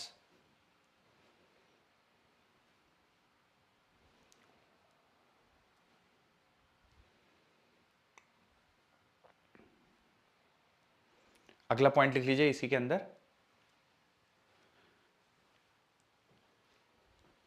Soft iron core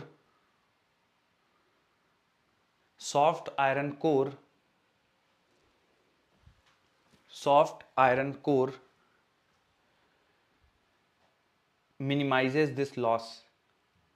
Soft iron core minimizes this loss. Soft iron core minimizes this loss. बच्चों एक बहुत basic सा सवाल है sir, मुझे जरा एक बार resistance वाला एक बार समझा दीजिएगा, मुझे रेजिस्टेंस दूसरा वाला पॉइंट। सिंपल है, देखिए आप जैसे वायर है प्राइमरी, इसमें करंट फ्लो कर रही है, इंडक्शन होगा इंडक्शन की वजह से दूसरी वाली कॉइल में भी करंट फ्लो करने लगेगी। जब प्राइमरी में करंट फ्लो करेगा, ठीक है, तो इसका कुछ रेजिस्टेंस होगा, तो इसमें जो हीट डेवलप होगी I2R से हीट डेवलप होगी। जब भी किसी रेजिस्टेंस वाले वायर में, कोई भी वायर उसमें करंट फ्लो कराएंगे तो हीट लॉस होगा, भले ही कितनी कंडक्टिंग, थोड़ा बहुत रेजिस्टेंस होगा, उससे हीट लॉस होगा, वही है I2R, ठीक है। इसमें भी इंडक्शन की वजह से करंट, इंड्यूस करंट आएगी, उसके वजह से भी I2R हीट डेवलप होगी, वही है बस, ठीक है। कि ठीक। रेजिस्टेंस वाले वायर में जब करंट फ्लो करेगी तो हीट डेवलप होगी। बच्चों एक बहुत आसान सवाल है, देखिए थोड़ा सा।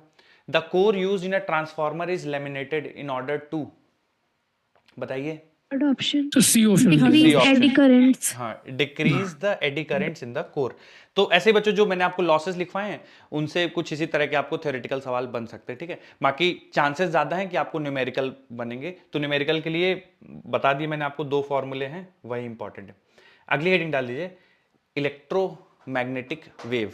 Next chapter, electromagnetic wave. Sir वो एक जैसे सर पीवाईक्यू में सर क्वेश्चन था एक, सर उसमें दिया हुआ था ना कि हम लोग को रुक जाइए सर, तो उसमें दिया हुआ था ना कि सर एक फ्रीक्वेंसी मतलब ऐसे उसका डायग्राम ड्रॉ कर दिए हैं, और सर उसमें हम लोग को बताना सर क्वालिटी फैक्टर जैसे उसमें बताना था सर। हाँ यार, क्वालिटी फैक्टर है नहीं अपने सिलेबस में, ठीक है। बाकी उसका रेजोनेंस मतलब फ्रीक्वेंसी ग्राफ अपॉन बैंडविड्थ होता है, पर है नहीं। उसका हाँ, बोलिए। चार ग्राफ दिया था, उसमें से कोई एक सेलेक्ट करना था, कौन सा होगा। हाँ, तो जो जितना शार्प होगा उसका उतना क्वालिटी फैक्टर अच्छा होगा, ठीक है। Sharper the graph better the quality factor, ठीक है। जितना ग्राफ शार्प होगा उतना क्वालिटी फैक्टर अच्छा होगा। और ग्राफ कब शार्प होगा? जिसका रेजिस्टेंस कम होगा उतना शार्प ग्राफ होगा, ठीक है। तो रेजिस्टेंस कम उतना अच्छा क्वालिटी फैक्टर है नहीं हमारे सिलेबस में, नहीं तो हम लोग पढ़ते उसके जरूर, ठीक है। ठीक है सर, ठीक है। इलेक्ट्रोमैग्नेटिक वेव बच्चों हेडिंग डाल दीजिए, शुरू करते हैं। एलसी ऑसिलेशन भी डिलीट हो गया ना? एलसी ऑसिलेशन भी डिलीट हो गया, नहीं है। ठीक है सर, ठीक है। वो जो है आपने डिलीट करवा दिया ना, वो ये क्या कहते हैं? क्या क्या बताइए बताइए। सर जो पिछले के जो आईटीएस लीक हुआ था ना, हाँ हाँ, सर उसमें सर एक क्वेश्चन उसका आ गया था, हीट इंजन का आ गया था डिलीटेड वाले टॉपिक में से। कौन सा आ गया था? तो हीट इंजन का आ गया था सर उसमें। हीट इंजन का पूछ दिया था। हीट इंजन यस वैसे सर, यस किए सर, थे वो हम हीट लोग, इंजन वाला था ना, लेकिन कार्नोट डिलीटेड है। इंजन। हीट कार्नोट इंजन नहीं थ्योरम बच्चों, सर, हीट इंजन तो है ना, कार्नोट हीट थ्योरम, पंप शायद डिलीटेड है ना। कार्नोट थ्योरम पे भी क्वेश्चन आ गया था सर, कार्नोट थ्योरम पे। यस सर, डिलीटेड हो गया ना सर वो। रिलेटेड है लेकिन सर 9th की पता नहीं कौन सा, यही सब कुछ थी की क्वेश्चन था सर, पहले ही पेज पे था वो क्वेश्चन। अच्छा अच्छा, लेकिन शायद पेपर पहले बन गया होगा ना, तो इसलिए शायद दे दिया उन लोगों। वो रीजन होगा मेन। बाकी बच्चों देखिए, मैं गारंटी से तो नहीं कह सकते, एनटीए है थोड़ा बहुत, लेकिन बहुत ज्यादा चेंजेस नहीं होगा। एक आध कुछ सवाल होगा जो इधर उधर से आ सकता है। बाकी तो आप पूरा सिलेबस पहले अच्छे से कर लीजिए, उसमें पूरा एकदम कमांड कर लीजिए, फिर जो थोड़े बहुत इधर उधर के टॉपिक होंगे जो लगता है शायद पूछ लिया जाएगा तो फिर हम लोग कर लेंगे, ठीक है। बाकी आप सिलेबस पूरा अच्छे से कर लीजिए, ताकि 44 सवाल हो जाएंगे तो भी बहुत है। 44 सवाल भी हमारे आते हुए हो जाएं तो बहुत मेहनत है। एक आध सवाल के लिए हम लोग ज्यादा कचरा नहीं पड़ेंगे, 44 सवाल हो जाए हमारे बहुत बढ़िया। अच्छा, वो अपडेट आप सब देख लिए हैं कि सेक्शन भी नहीं आएगा? देखें आप लोग? यस सर, यस सर, देखिए सर। हाँ, वो तो आप ध्यान रखिएगा। अब जो भी आपके पेपर होंगे, यानी मेजर टेस्ट जो भी है आपका, वो सब में उसी हिसाब से पेपर बनेंगे। सेक्शन भी नहीं होगा, तो 45 सवाल आएंगे और 45 आपको करने हैं पूरे, ठीक है। और तो इस बार जो 720 और 720 बहुत लोग के आ रहे थे, मुझे लगता है थोड़ा सा पेपर भी टफ जाएगा। स्पेशली टफ पेपर का मतलब है फिजिक्स का टफ आना। बाकी बायो जूलॉजी तो आप लोग बहुत ज़्यादा मेहनत कर ही लेते हैं, लाइन बाय लाइन एनसीईआरटी पढ़ लेते हैं। फिजिक्स थोड़ा सा आप लोग बढ़िया कर पढ़ के जाइएगा, पेपर अच्छा ही आएगा। इलेक्ट्रोमैग्नेटिक वेव, जेई का तो बहुत आसान आ रहा था। जेई का वो लोग जब कठिन बनाना होता है तो जेई का मुश्किल बनाने के लिए वो लोग मैथ यूज करते हैं ना, मैथ लेंदी कर देंगे तो मैथ लेंदी हो जाती है उसमें। फिजिक्स और केमिस्ट्री थोड़ा सा लाइट रहता है, ठीक। सर स्टेटमेंट वाले क्वेश्चंस में गलती हो जाती है तो उनके लिए क्या करें? स्टेटमेंट्स वाले जो क्वेश्चन है, देखिए जैसे 1 और 2 है मान लीजिए, तो पहला सही है दूसरा गलत है, दूसरा गलत है मतलब पहला सही है। अगर दोनों में से एक कोई गलत है तो उसमें आपको समस्या नहीं होती होगी। समस्या होती होगी कि स्टेटमेंट 1 दिया हुआ है, स्टेटमेंट 2 दिया हुआ है, दोनों सही हैं, और प्रॉब्लम आती होगी करेक्ट एक्सप्लेनेशन है या नहीं, है ना, वही एक दिक्कत वाली बात होती है। तो जैसे इसमें थोड़ा सा ये कर सकते हैं आप लोग कि पहला स्टेटमेंट पढ़िए और फिर बीच में सोच लीजिए बिकॉज, क्योंकि, और फिर दूसरा स्टेटमेंट पढ़िए। अगर आपको पूरी कहानी सही लग रही है, पहला स्टेटमेंट पढ़ लिया, फिर बिकॉज दूसरा स्टेटमेंट पढ़ लिया, और आपको लग रहा है कि सब कुछ सेंस बना रहा है, तो है करेक्ट एक्सप्लेनेशन, अदरवाइज नहीं है। पर बहुत ज़्यादा ऐसा एम्बिग्यूअस आ जाता है। मैं भी देख रहा था कुछ स्टेटमेंट जहाँ पे लगता है कि यार करेक्ट एक्सप्लेनेशन है, या कई बार लगता है कि यार ये करेक्ट एक्सप्लेनेशन नहीं है, दूसरा करेक्ट एक्सप्लेनेशन है। तो थोड़ी बहुत यार एम्बिगिटी रहती है उसमें। सर तो उसके लिए सर मैंने एक हाँ सर वो एनसीईआरटी में जो पॉइंट टू रिमाइंडर दिया है ना, हाँ हाँ उसमें से सर जैसे पीडब्ल्यू का काफी सारा क्वेश्चन उसी में से आता है, ज्यादा कर तो मतलब तो वो मैच किया। इसीलिए है कि एनकरेज कर आप लोग एक बार उसको ना देख लें, जो लास्ट में ना एनसीईआरटी मतलब पेज चैप्टर खत्म होते लास्ट में पॉइंट्स टू रिमेंबर या कुछ ऐसा रहता है हेडिंग, तो उसमें वो बच्चों 5 पॉइंट्स हैं तो उनको कर लीजिए। जब हमारा सिलेबस खत्म हो जाएगा, कुछ शायद समय होगा, रिवीजन क्लासेस होंगी, तो आई मेक श्योर कि वो जो हर चैप्टर के बाद वाले जो पॉइंट्स हैं वो मैं आपको क्लास में ही एक बार ना समझा दूं, क्योंकि वो इंपॉर्टेंट है, सही बात है। तो उनको ज़रूर आप लोग को पढ़ लीजिएगा, हर चैप्टर के ही पढ़ लीजिएगा, वो इंपॉर्टेंट है, ठीक है। और स्टेटमेंट 1 स्टेटमेंट 2 तो हाँ यार बात बिल्कुल वैलिड है कि अगर दोनों स्टेटमेंट सही हैं तो फिर करेक्ट एक्सप्लेनेशन है या नहीं, इसमें तकलीफ हो जाती है। तो उसका तरीका ये है, जो मतलब जो सोच के पेपर में दिया जाता है, तरीका ये है कि पहला स्टेटमेंट बिकॉज, फिर दूसरा स्टेटमेंट, ये पढ़ के अगर पूरा सेंस बनता है तो फिर वो करेक्ट एक्सप्लेनेशन है, नहीं सेंस बनता है तो करेक्ट एक्सप्लेनेशन नहीं है। पर वो बहुत एम्बिगेट रहता है, वो एम्बिगियस रहता है। तो अगर स्टेटमेंट्स गलत आ गए तो ठीक है। तो मैं जेई में देख रहा था पिछली बार से कुछ कि वो एक स्टेटमेंट सही रखते हैं, दूसरा गलत हो जाता है। पर अब देखिए, उसका कोई हार्ड एंड फास्ट रूल नहीं है। आइडियली तो यही होना चाहिए कि स्टेटमेंट 1 बिकॉज देन स्टेटमेंट 2, अगर वो पूरा करेक्ट है सारी चीजें तो फिर वो एक्सप्लेनेशन है, अदरवाइज नहीं है। तो उसमें रहती है बेटा एम्बिगिटी। तो तरीका यही है कि जितने ज्यादा उसमें आप कर पाए जितने सोर्सेज से, उतना अच्छा है, बाकी उसका कुछ ज्यादा कर नहीं सकते। सब फिजिक्स में जो लंबी कैलकुलेशन वाले होते हैं ना, वो सब सही हो जाते हैं। इस बार भी मतलब जो छोटे मोटे सवाल है ना, हर बार वही गलत हो रहा है सर, 2-3 फिजिक्स में। सर हमारी कैलकुलेशन में गलती ज्यादा हो जाती है सर, फिजिक्स में कैलकुलेशन में गलती होती है, मैं थोड़ा सा हल्की फुल्की जो होती है ना उसकी ज्यादा मिस्टेक होती है सर, ज्यादातर उसी की मतलब। कैलकुलेशन मिस्टेक करते हैं आप लोग। मतलब सर जैसे अभी एक मतलब क्वेश्चन आया था तो 1/2 उसका आना था, मुझे 1/√2 से करना था उसको डिवाइड, लेकिन 1/2 से मैंने उसको डिवाइड कर दिया, तो वो थोड़ा सा ऐसे वही हल्की फुल्की गलती हो जाती है, देखिए एक दो। थोड़ा बहुत तो अपने आप को आप रूम दीजिए कि थोड़ा बहुत तो गलतियां होंगी। मान लीजिए आपने जैसे फिजिक्स में 45 सवाल हैं, तो अगर आपको पूरे के पूरे आते हैं तो आप एक आध ह्यूमन एरर तो आप करके आएंगे, लेकिन एक से ज़्यादा जैसे 2-3 हो रहे हैं तो फिर थोड़ा सा उसको ध्यान से देखिए आप। और कैलकुलेशन एरर हो रही है तो मतलब आप न्यूमेरिकल वाले सवालों पे ज़्यादा प्रैक्टिस करिए। और कई बार हम करते सवाल ऐसे हैं कि हाँ ये कर लिया, ये फॉर्मूला होगा, ऐसे वैल्यू सब्स्टिट्यूट करेंगे, अरे फिर आंसर तो आ ही जाएगा। पर ऐसा मत करिए, आप लास्ट तक पूरा कैलकुलेट करिए। तो जब प्रैक्टिस कर रहे हैं, आप डीपीपी सॉल्व कर रहे हैं या क्वेश्चन बैंक लगा रहे हैं, तो आप बीच में मत छोड़िए सवाल कि बीच में देख लिए सॉल्यूशन देख लिया, अच्छा ऐसे ही तो किया है, ठीक है, पूरा आप लास्ट तक सॉल्व करिए। तो और जितना ज़्यादा आप प्रैक्टिस करेंगे, देखिए कैलकुलेशन मिस्टेक हो रही है उसका केवल एक ही तरीका है, सवाल आप ज़्यादा ज़्यादा हल करिए और हाँ लास्ट तक पहुंचिए, आंसर लास्ट तक पहुंचिए, बीच में मत छोड़िए कि बीच में सॉल्यूशन देख लिया, उसको पूरा लास्ट तक सॉल्व करिए। बड़ी कैलकुलेशन है तो भी कोशिश करिए कुछ अप्रोक्सीमेशन लेके आंसर तक पहुंचने की, पर पूरा करिए। सर आपके असाइनमेंट सफिशिएंट रहेंगे? क्या क्या सर आपके जो असाइनमेंट और डीपीपीज, हाँ हाँ तो वो सफिशिएंट रहेंगे सर प्रैक्टिस के लिए? मैं समझा नहीं आपकी बात, सबमिशन सर आपने करेंगे? जो असाइनमेंट्स भेजे हैं ना फिजिक्स के, हाँ हाँ और सर जो डीपीपीज हम लोग करते हैं सर, वो सफिशिएंट रहेगा हाँ, मोर देन फिजिक्स के लिए? सफिशिएंट है, आप उतना कर लीजिए, डीपीपीस कर लीजिए और जो वर्कशीट हैं आप उतना कर लीजिए और उनकी बार बार प्रैक्टिस कर लीजिए, मोर देन सफिशिएंट है। और फिर आपके जो मॉक्स होते हैं, मेजर टेस्ट होते हैं, आप इतना ही कर लेंगे तो फिजिक्स में बहुत मोर देन सफिशिएंट है, क्योंकि बहुत मटेरियल है, आप उतने सवाल कर लीजिए, बहुत बढ़िया है, ठीक है। मॉक हो गए आपके, सारे मॉक्स हो गए, सारे मेजर टेस्ट हो गए, सारे माइनर जो भी जैसे भी आपके हुए हैं, और क्लास में हम लोग काफ़ी सारे सवाल करते ही हैं, बहुत ज़्यादा अच्छा खासा कलेक्शन है आपके पास, अगर वो आप अच्छे से कर लेंगे उसके बाहर कुछ भी नहीं आएगा। मतलब आप पेपर जब देने जाएंगे 45 सवाल हैं, आपको हर सवाल पता होगा कि यार ये यहाँ से है, ये यहाँ से है ना, सब सवाल आपको पता होंगे, सबका रिजल्ट्स पता होंगे। तो वही है कि जितना बार बार उनको करेंगे उतना प्रैक्टिस होती जाएगी, उतने आप अच्छे होते जाएंगे, वो मोर देन सफिशिएंट है आपका, ठीक है।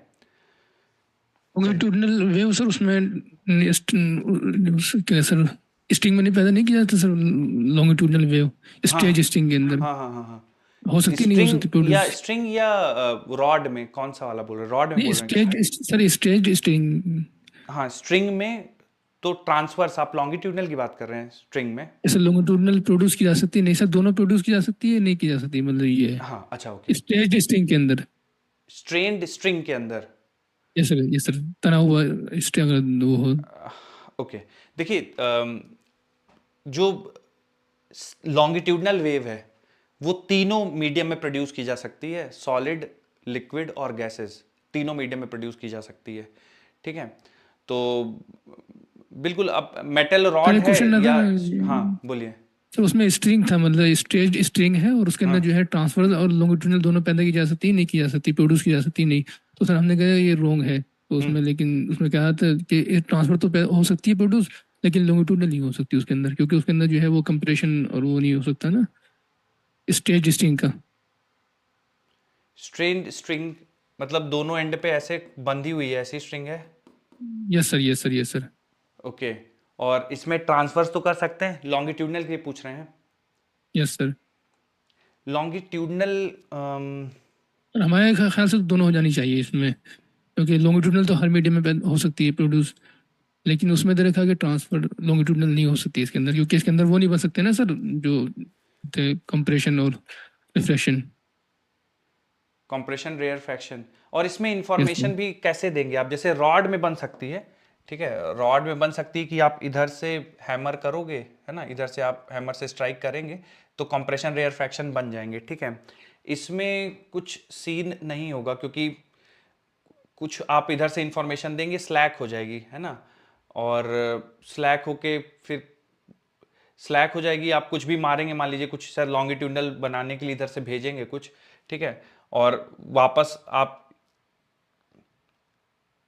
या तो ये स्ट्रेच हो पाए, है ना, लेकिन इनएक्सटेंसिबल फिर एक स्विंग डाउट हो होगी, रहा है ना, लेकिन फिर एक डाउट आ रहा है कि वो जो है ना बचपन में सर आपने देखो एक जो है बनाया वो करते थे स्प्रिंग फोन टाइप बनाया का करते रहता है, टेलीफोन फ्लिंक। ये सर हाँ हाँ वो सर हाँ जो है जो उसमें बोलते थे तो आवाज चली जाया करती थी दूर तक तो साउंड वेव तो सर वो होती है ना लॉन्गिट्यूडनल वेव होती है साउंड वेव हम्म। तो वो तो स्ट्रिंग में पैदा की जा सकती प्रोड्यूस की जा सकती है सर हमें डाउट इसमें ये हो रहा है कि वो जो बचपन में वो बनाया करते फोन हाँ बनाया मैं करते समझ थे गया आपकी तो बात, एक उस तरफ इस माइक्रोफोन्स तरफ तो ऐसे जो बनाते उसमें थे, ऐसे थ्रेड से कनेक्ट करते थे, है ना।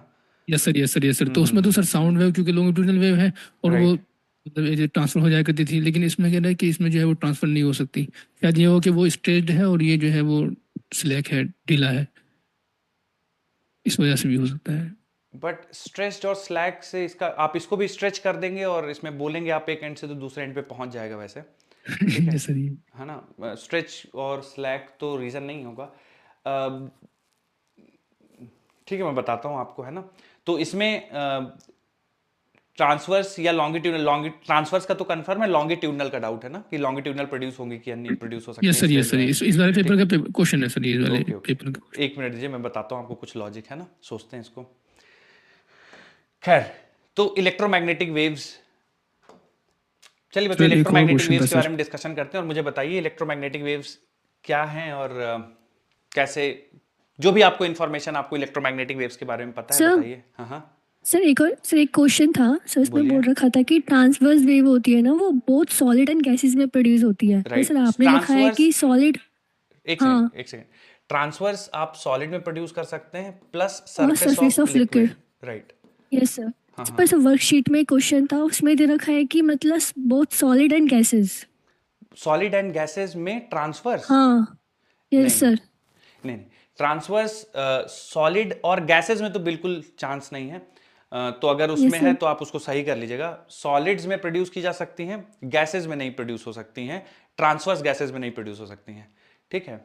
सर फिर तो सर गलत है ना ये, हाँ बिल्कुल, सॉलिड में ठीक है प्रोड्यूस हो सकती हैं और सरफेस ऑफ लिक्विड में प्रोड्यूस हो सकती हैं ट्रांसवर्स, गैसेस में नहीं ओके होंगी। Sir, okay sir, thank you हाँ सर। हाँ, गैसेस में नहीं प्रोड्यूस होंगी, सॉलिड और सरफेस ऑफ द लिक्विड में प्रोड्यूस होंगी, ठीक है। आई सर इसमें इलेक्ट्रोमैग्नेटिक वेव के अंदर सर एक इलेक्ट्रिक फील्ड पैदा होती है और मैग्नेटिक फील्ड होती है, वो दोनों एक दूसरे के परपेंडिकुलर होती है और ओके इन दोनों के परपेंडिकुलर फिर जो है वेव जो है प्रोपेगेट करती है। सर एक्सेलरेटेड सर मूविंग ये चार्ज की वजह से सर इसके प्रोड्यूस लिए होती है। मीडियम की जरूरत नहीं, मीडियम की रिक्वायरमेंट नहीं होती है, ये Okay. इंडिपेंडेंट होती है। सर ये भी सर स्पीड ऑफ लाइट से चलती है सर। बिल्कुल स्पीड ऑफ लाइट से चलती है। ये सारी कैरेक्टरिस्टिक आप लोगों ने बताए एकदम सही है। थोड़ा सा मैं भी आपको इसमें जानकारी देता हूँ। देखिए दो टर्म्स हैं इसमें, एक इलेक्ट्रो है और एक मैग्नेटिक है, ठीक है। तो इसमें इलेक्ट्रिक फील्ड लाइंस होंगी और मैग्नेटिक फील्ड लाइंस होंगी। तो मैंने आपको पहले भी डिस्कशन बताया होगा कि कहीं पे इलेक्ट्रिक फील्ड एग्जिस्ट कर रही है, इसका मतलब वहां पे इलेक्ट्रिकल एनर्जी है। कहीं पे मैग्नेटिक फील्ड एग्जिस्ट कर रही है, इसका मतलब वहां पे मैग्नेटिक एनर्जी है, ठीक है। तो अगर स्पेस में इलेक्ट्रिक और मैग्नेटिक फील्ड एक साथ प्रेजेंट हैं तो वो भी एनर्जी प्रेजेंट है, ठीक है।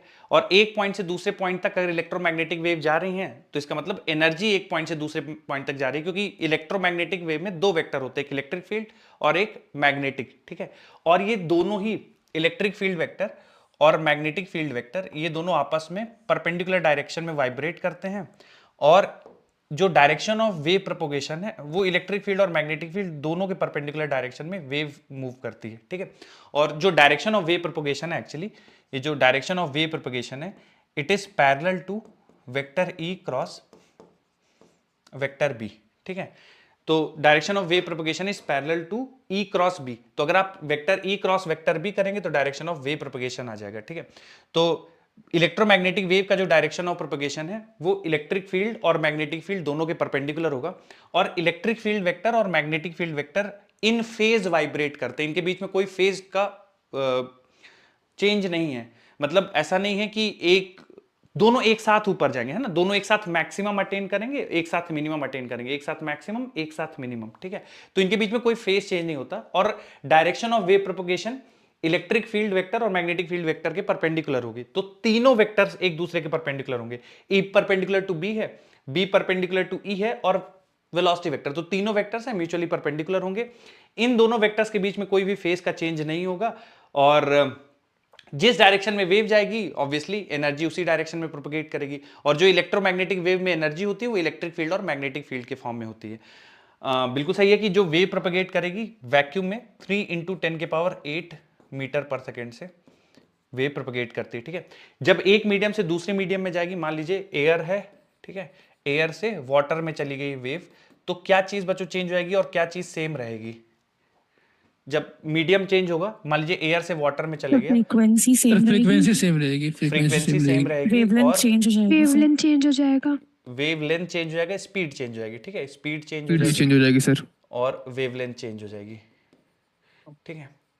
तो बच्चों एक दो लाइन पहले लिख लेते हैं फिर आगे बढ़ते हैं। लिखिए, इलेक्ट्रोमैग्नेटिक वेव्स, ईएम वेव्स या ईएमडब्ल्यू जैसा भी आप लिखना चाहें, electromagnetic waves consist of electromagnetic waves consists of electromagnetic wave consists of electric field and magnetic field vector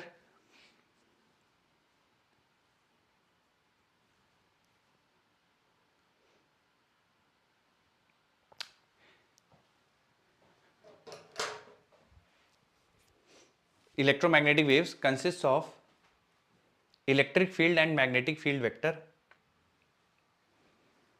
vibrating in phase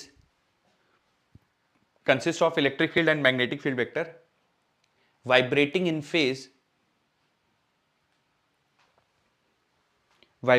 phase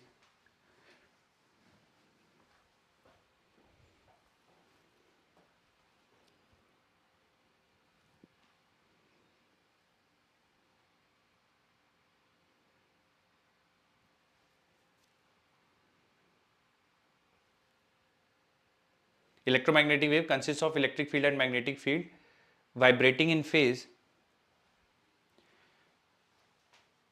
and are mutually perpendicular.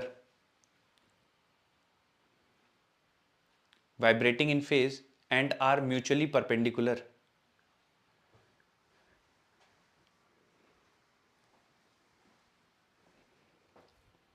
अगला point लिख लीजिए,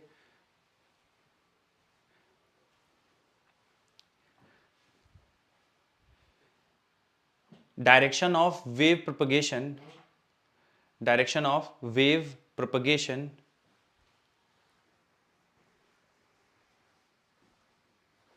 direction of wave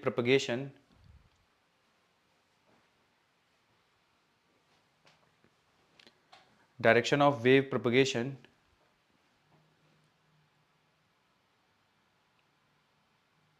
is parallel to E cross B. Direction of wave propagation is parallel to E cross B. Direction of wave propagation is parallel to E cross B.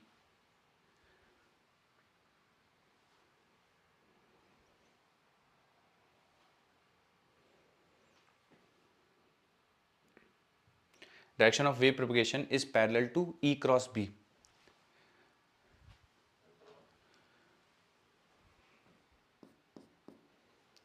अगला point लिखिए,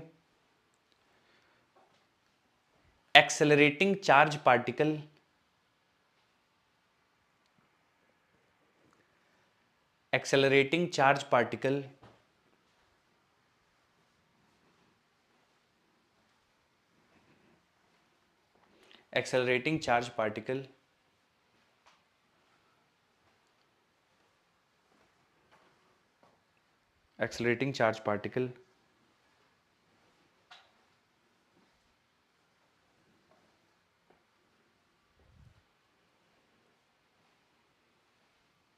accelerating charge particle is source of electromagnetic waves. Accelerating charge particle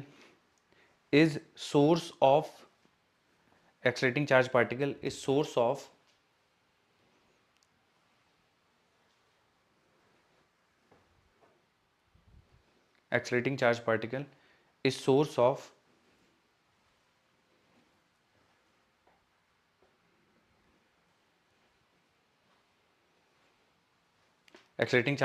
source of electromagnetic waves.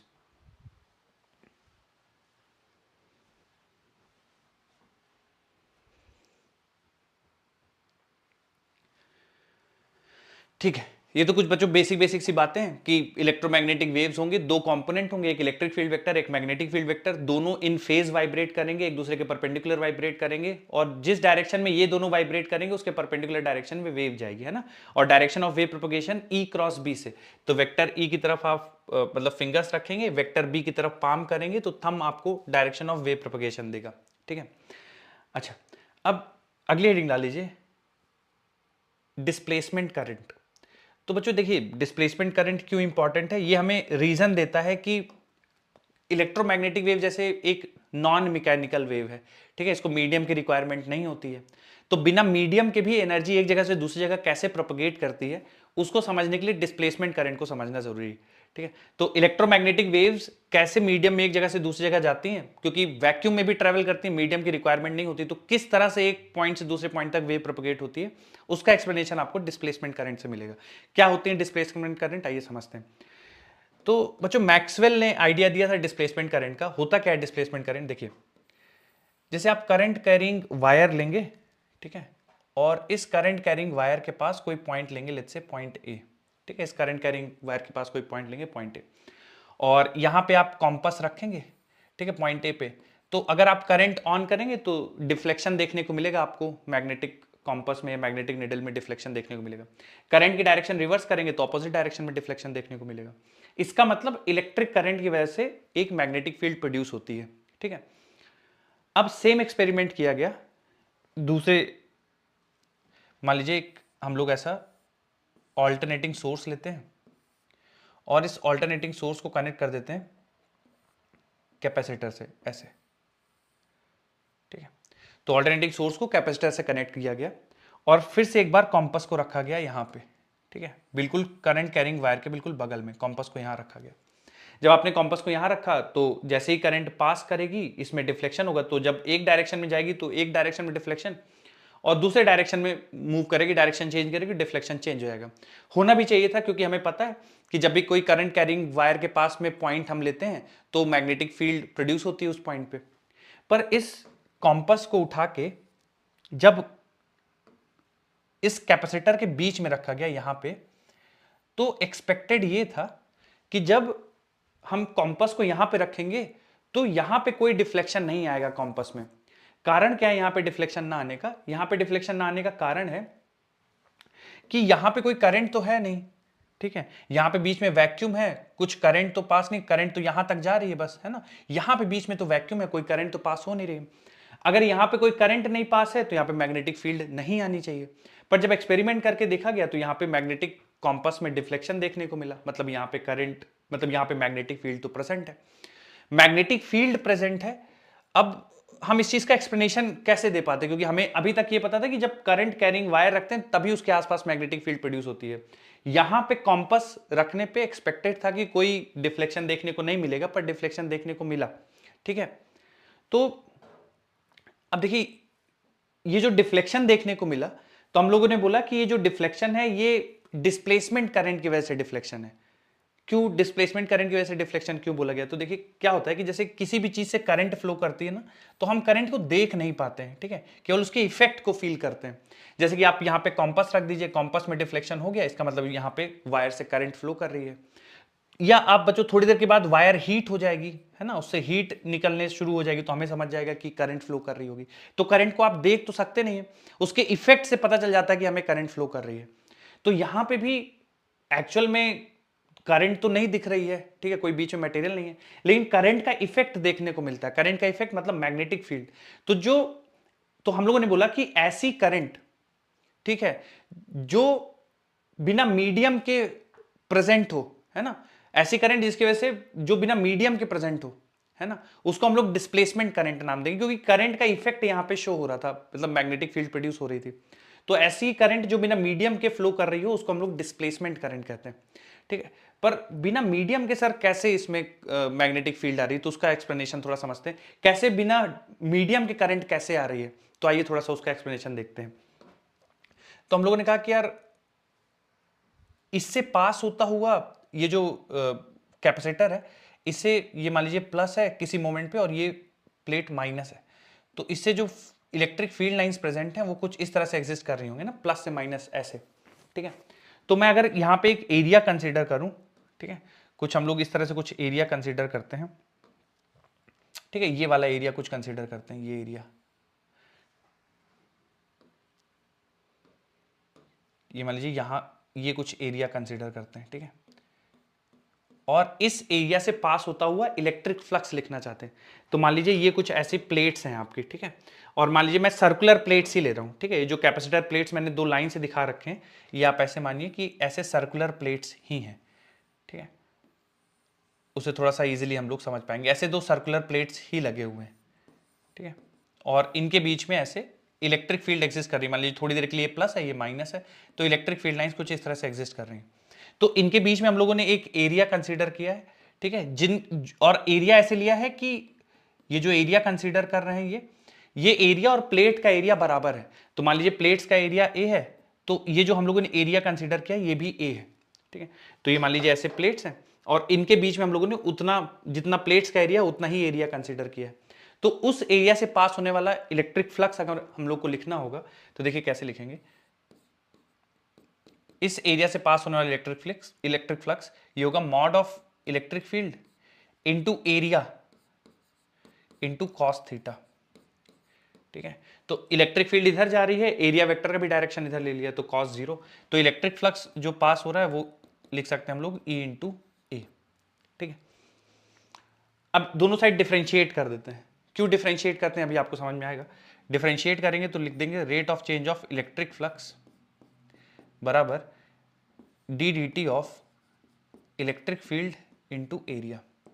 अब ध्यान देखिए बच्चों, जो area ये वाला area है ना जो आपने कंसीडर किया, ये समय के साथ चेंज नहीं हो रहा है, तो ये ए बाहर निकाल देंगे तो ये बन जाएगा d d t of electric field, है ना। इन प्लेट्स के बीच में इलेक्ट्रिक फील्ड जिस रेट से चेंज हो रही है वो D E by d T बनेगा।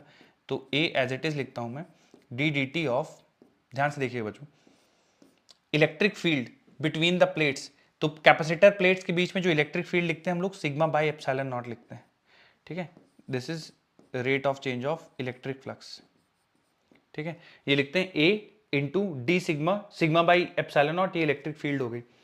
इसमें से एप्सिलॉन नॉट कांस्टेंट है, बाहर ले आएंगे तो डी डी टी ऑफ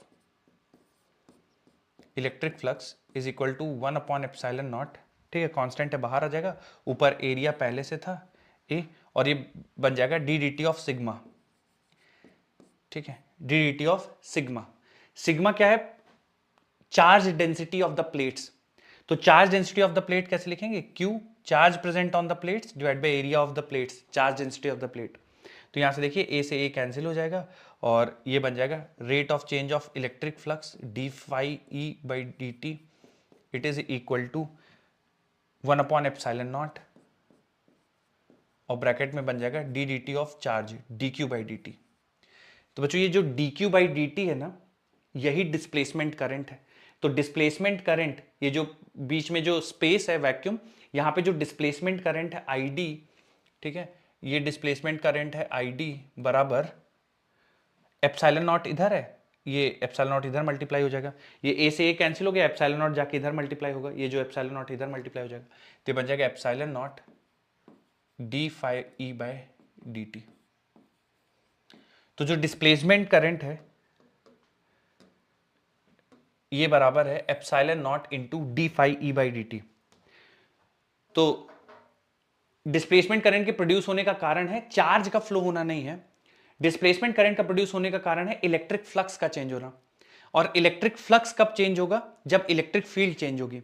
तो डिस्प्लेसमेंट करंट की एक और डेफिनेशन कैसे बनेगी? दो तरीके की करंट हो गई, एक तो करंट हो गई जो वायर से फ्लो करती है because of flow of electrons, इसको बोलते हैं कंडक्शन करंट, जो वायर से फ्लो होगी because of flow of electrons. एक दूसरी करंट है डिस्प्लेसमेंट करंट, जो इलेक्ट्रिक फील्ड के चेंज होने से प्रोड्यूस होगी। तो डिस्प्लेसमेंट करंट क्या होती है? ऐसी करंट जो इलेक्ट्रिक फील्ड के चेंज होने से प्रोड्यूस होगी, उसको हम लोग डिस्प्लेसमेंट करंट नाम देंगे, ठीक है। तो डिस्प्लेसमेंट करंट यहां पे प्रोड्यूस होती है, उस डिस्प्लेसमेंट करंट की वजह से कॉम्पास रखने पे डिफ्लेक्शन आता है, ठीक है। तो अभी तक ये था कि मैग्नेटिक फील्ड प्रोड्यूस करने का केवल एक ही कारण है कि कंडक्शन करंट फ्लो करा दो वायर से तो आपकी मैग्नेटिक फील्ड प्रोड्यूस हो जाएगी। इस एक्सपेरिमेंट के बाद ये प्रूव होगा कि मैग्नेटिक फील्ड प्रोड्यूस एक और तरीके से की जा सकती है, बाय चेंजिंग इलेक्ट्रिक फील्ड, क्योंकि इलेक्ट्रिक फील्ड के चेंज होने से डिस्प्लेसमेंट करंट आएगी और उससे मैग्नेटिक फील्ड आएगी, ठीक है। तो ये बच्चों पूरा डिस्कशन है, आपको देखिए ये पूरा याद रह गया तो अच्छी बात है, नहीं याद रहता तो डिस्प्लेसमेंट करंट का फॉर्मूला याद होना चाहिए, epsilon naught into d phi E by d t. Note कर लीजिए बच्चों, फिर और इसमें डिस्कशन करेंगे थोड़ा सा।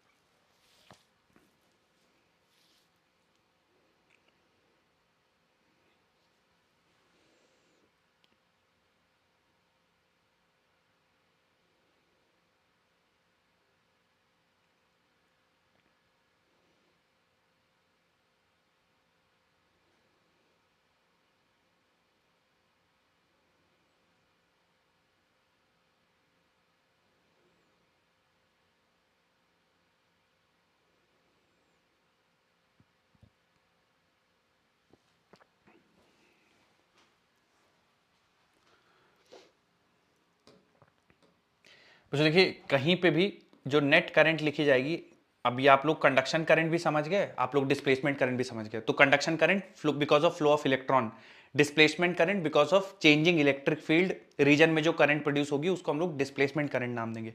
तो अगर कहीं पे भी आपको नेट करंट लिखना है तो नेट करंट बराबर होगा conduction current plus displacement current, ठीक है। दोनों करंट को जोड़ के आपको नेट करंट मिलेगा।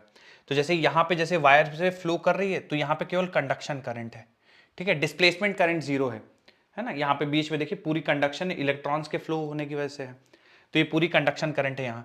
यहाँ पे कंडक्शन करंट जीरो हो जाएगी और पूरी की पूरी डिस्प्लेसमेंट करंट में चले जाएगा वैल्यू, ठीक है। यहाँ पे जो भी करंट फ्लो कर रही है सारी की सारी कंडक्शन करंट के फॉर्म में है, तो ये आई कंडक्शन करंट है, यहाँ पूरी कंडक्शन करंट डिस्प्लेसमेंट करंट में चेंज हो गई, और फिर यहाँ पे पूरी की पूरी करंट कंडक्शन करंट में चेंज हो जाएगी, और ये साइकिल चलता रहेगा। तो जो कैपेसिटर के बीच का स्पेस है वहां कंडक्शन करंट डिस्प्लेसमेंट करंट में चेंज हो जाएगी और वैल्यू आई होगी।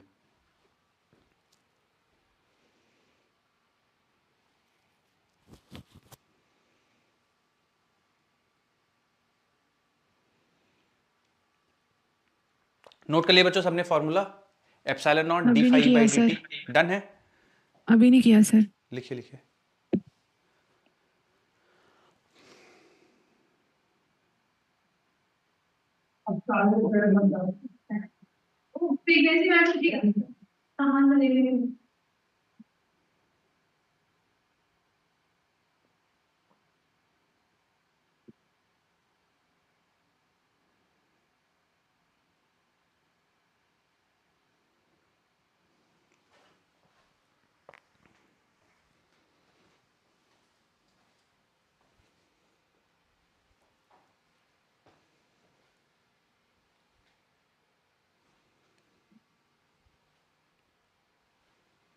Done sir. ठीक बच्चों, डिस्प्लेसमेंट करंट की डेफिनेशन लिखेंगे। बच्चों हटा रहा हूं मैं स्लाइड, हटा दूं क्या?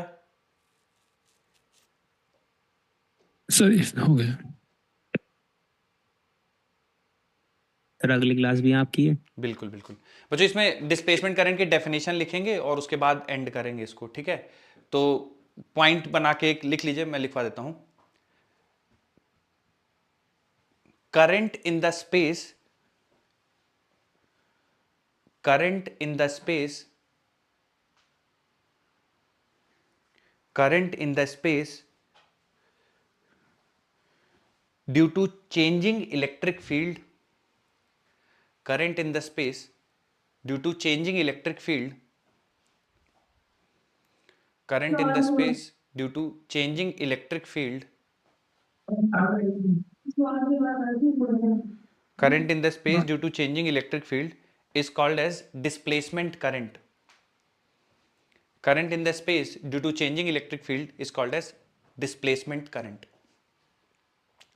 ठीक है बच्चों, इतना लिख लीजिए, फिर बाकी का डिस्कशन हम लोग अगली क्लास में करेंगे। आप लोग ब्रेक एंजॉय करिए, मिलते हैं हम लोग ब्रेक के बाद फिर। Thank you sir.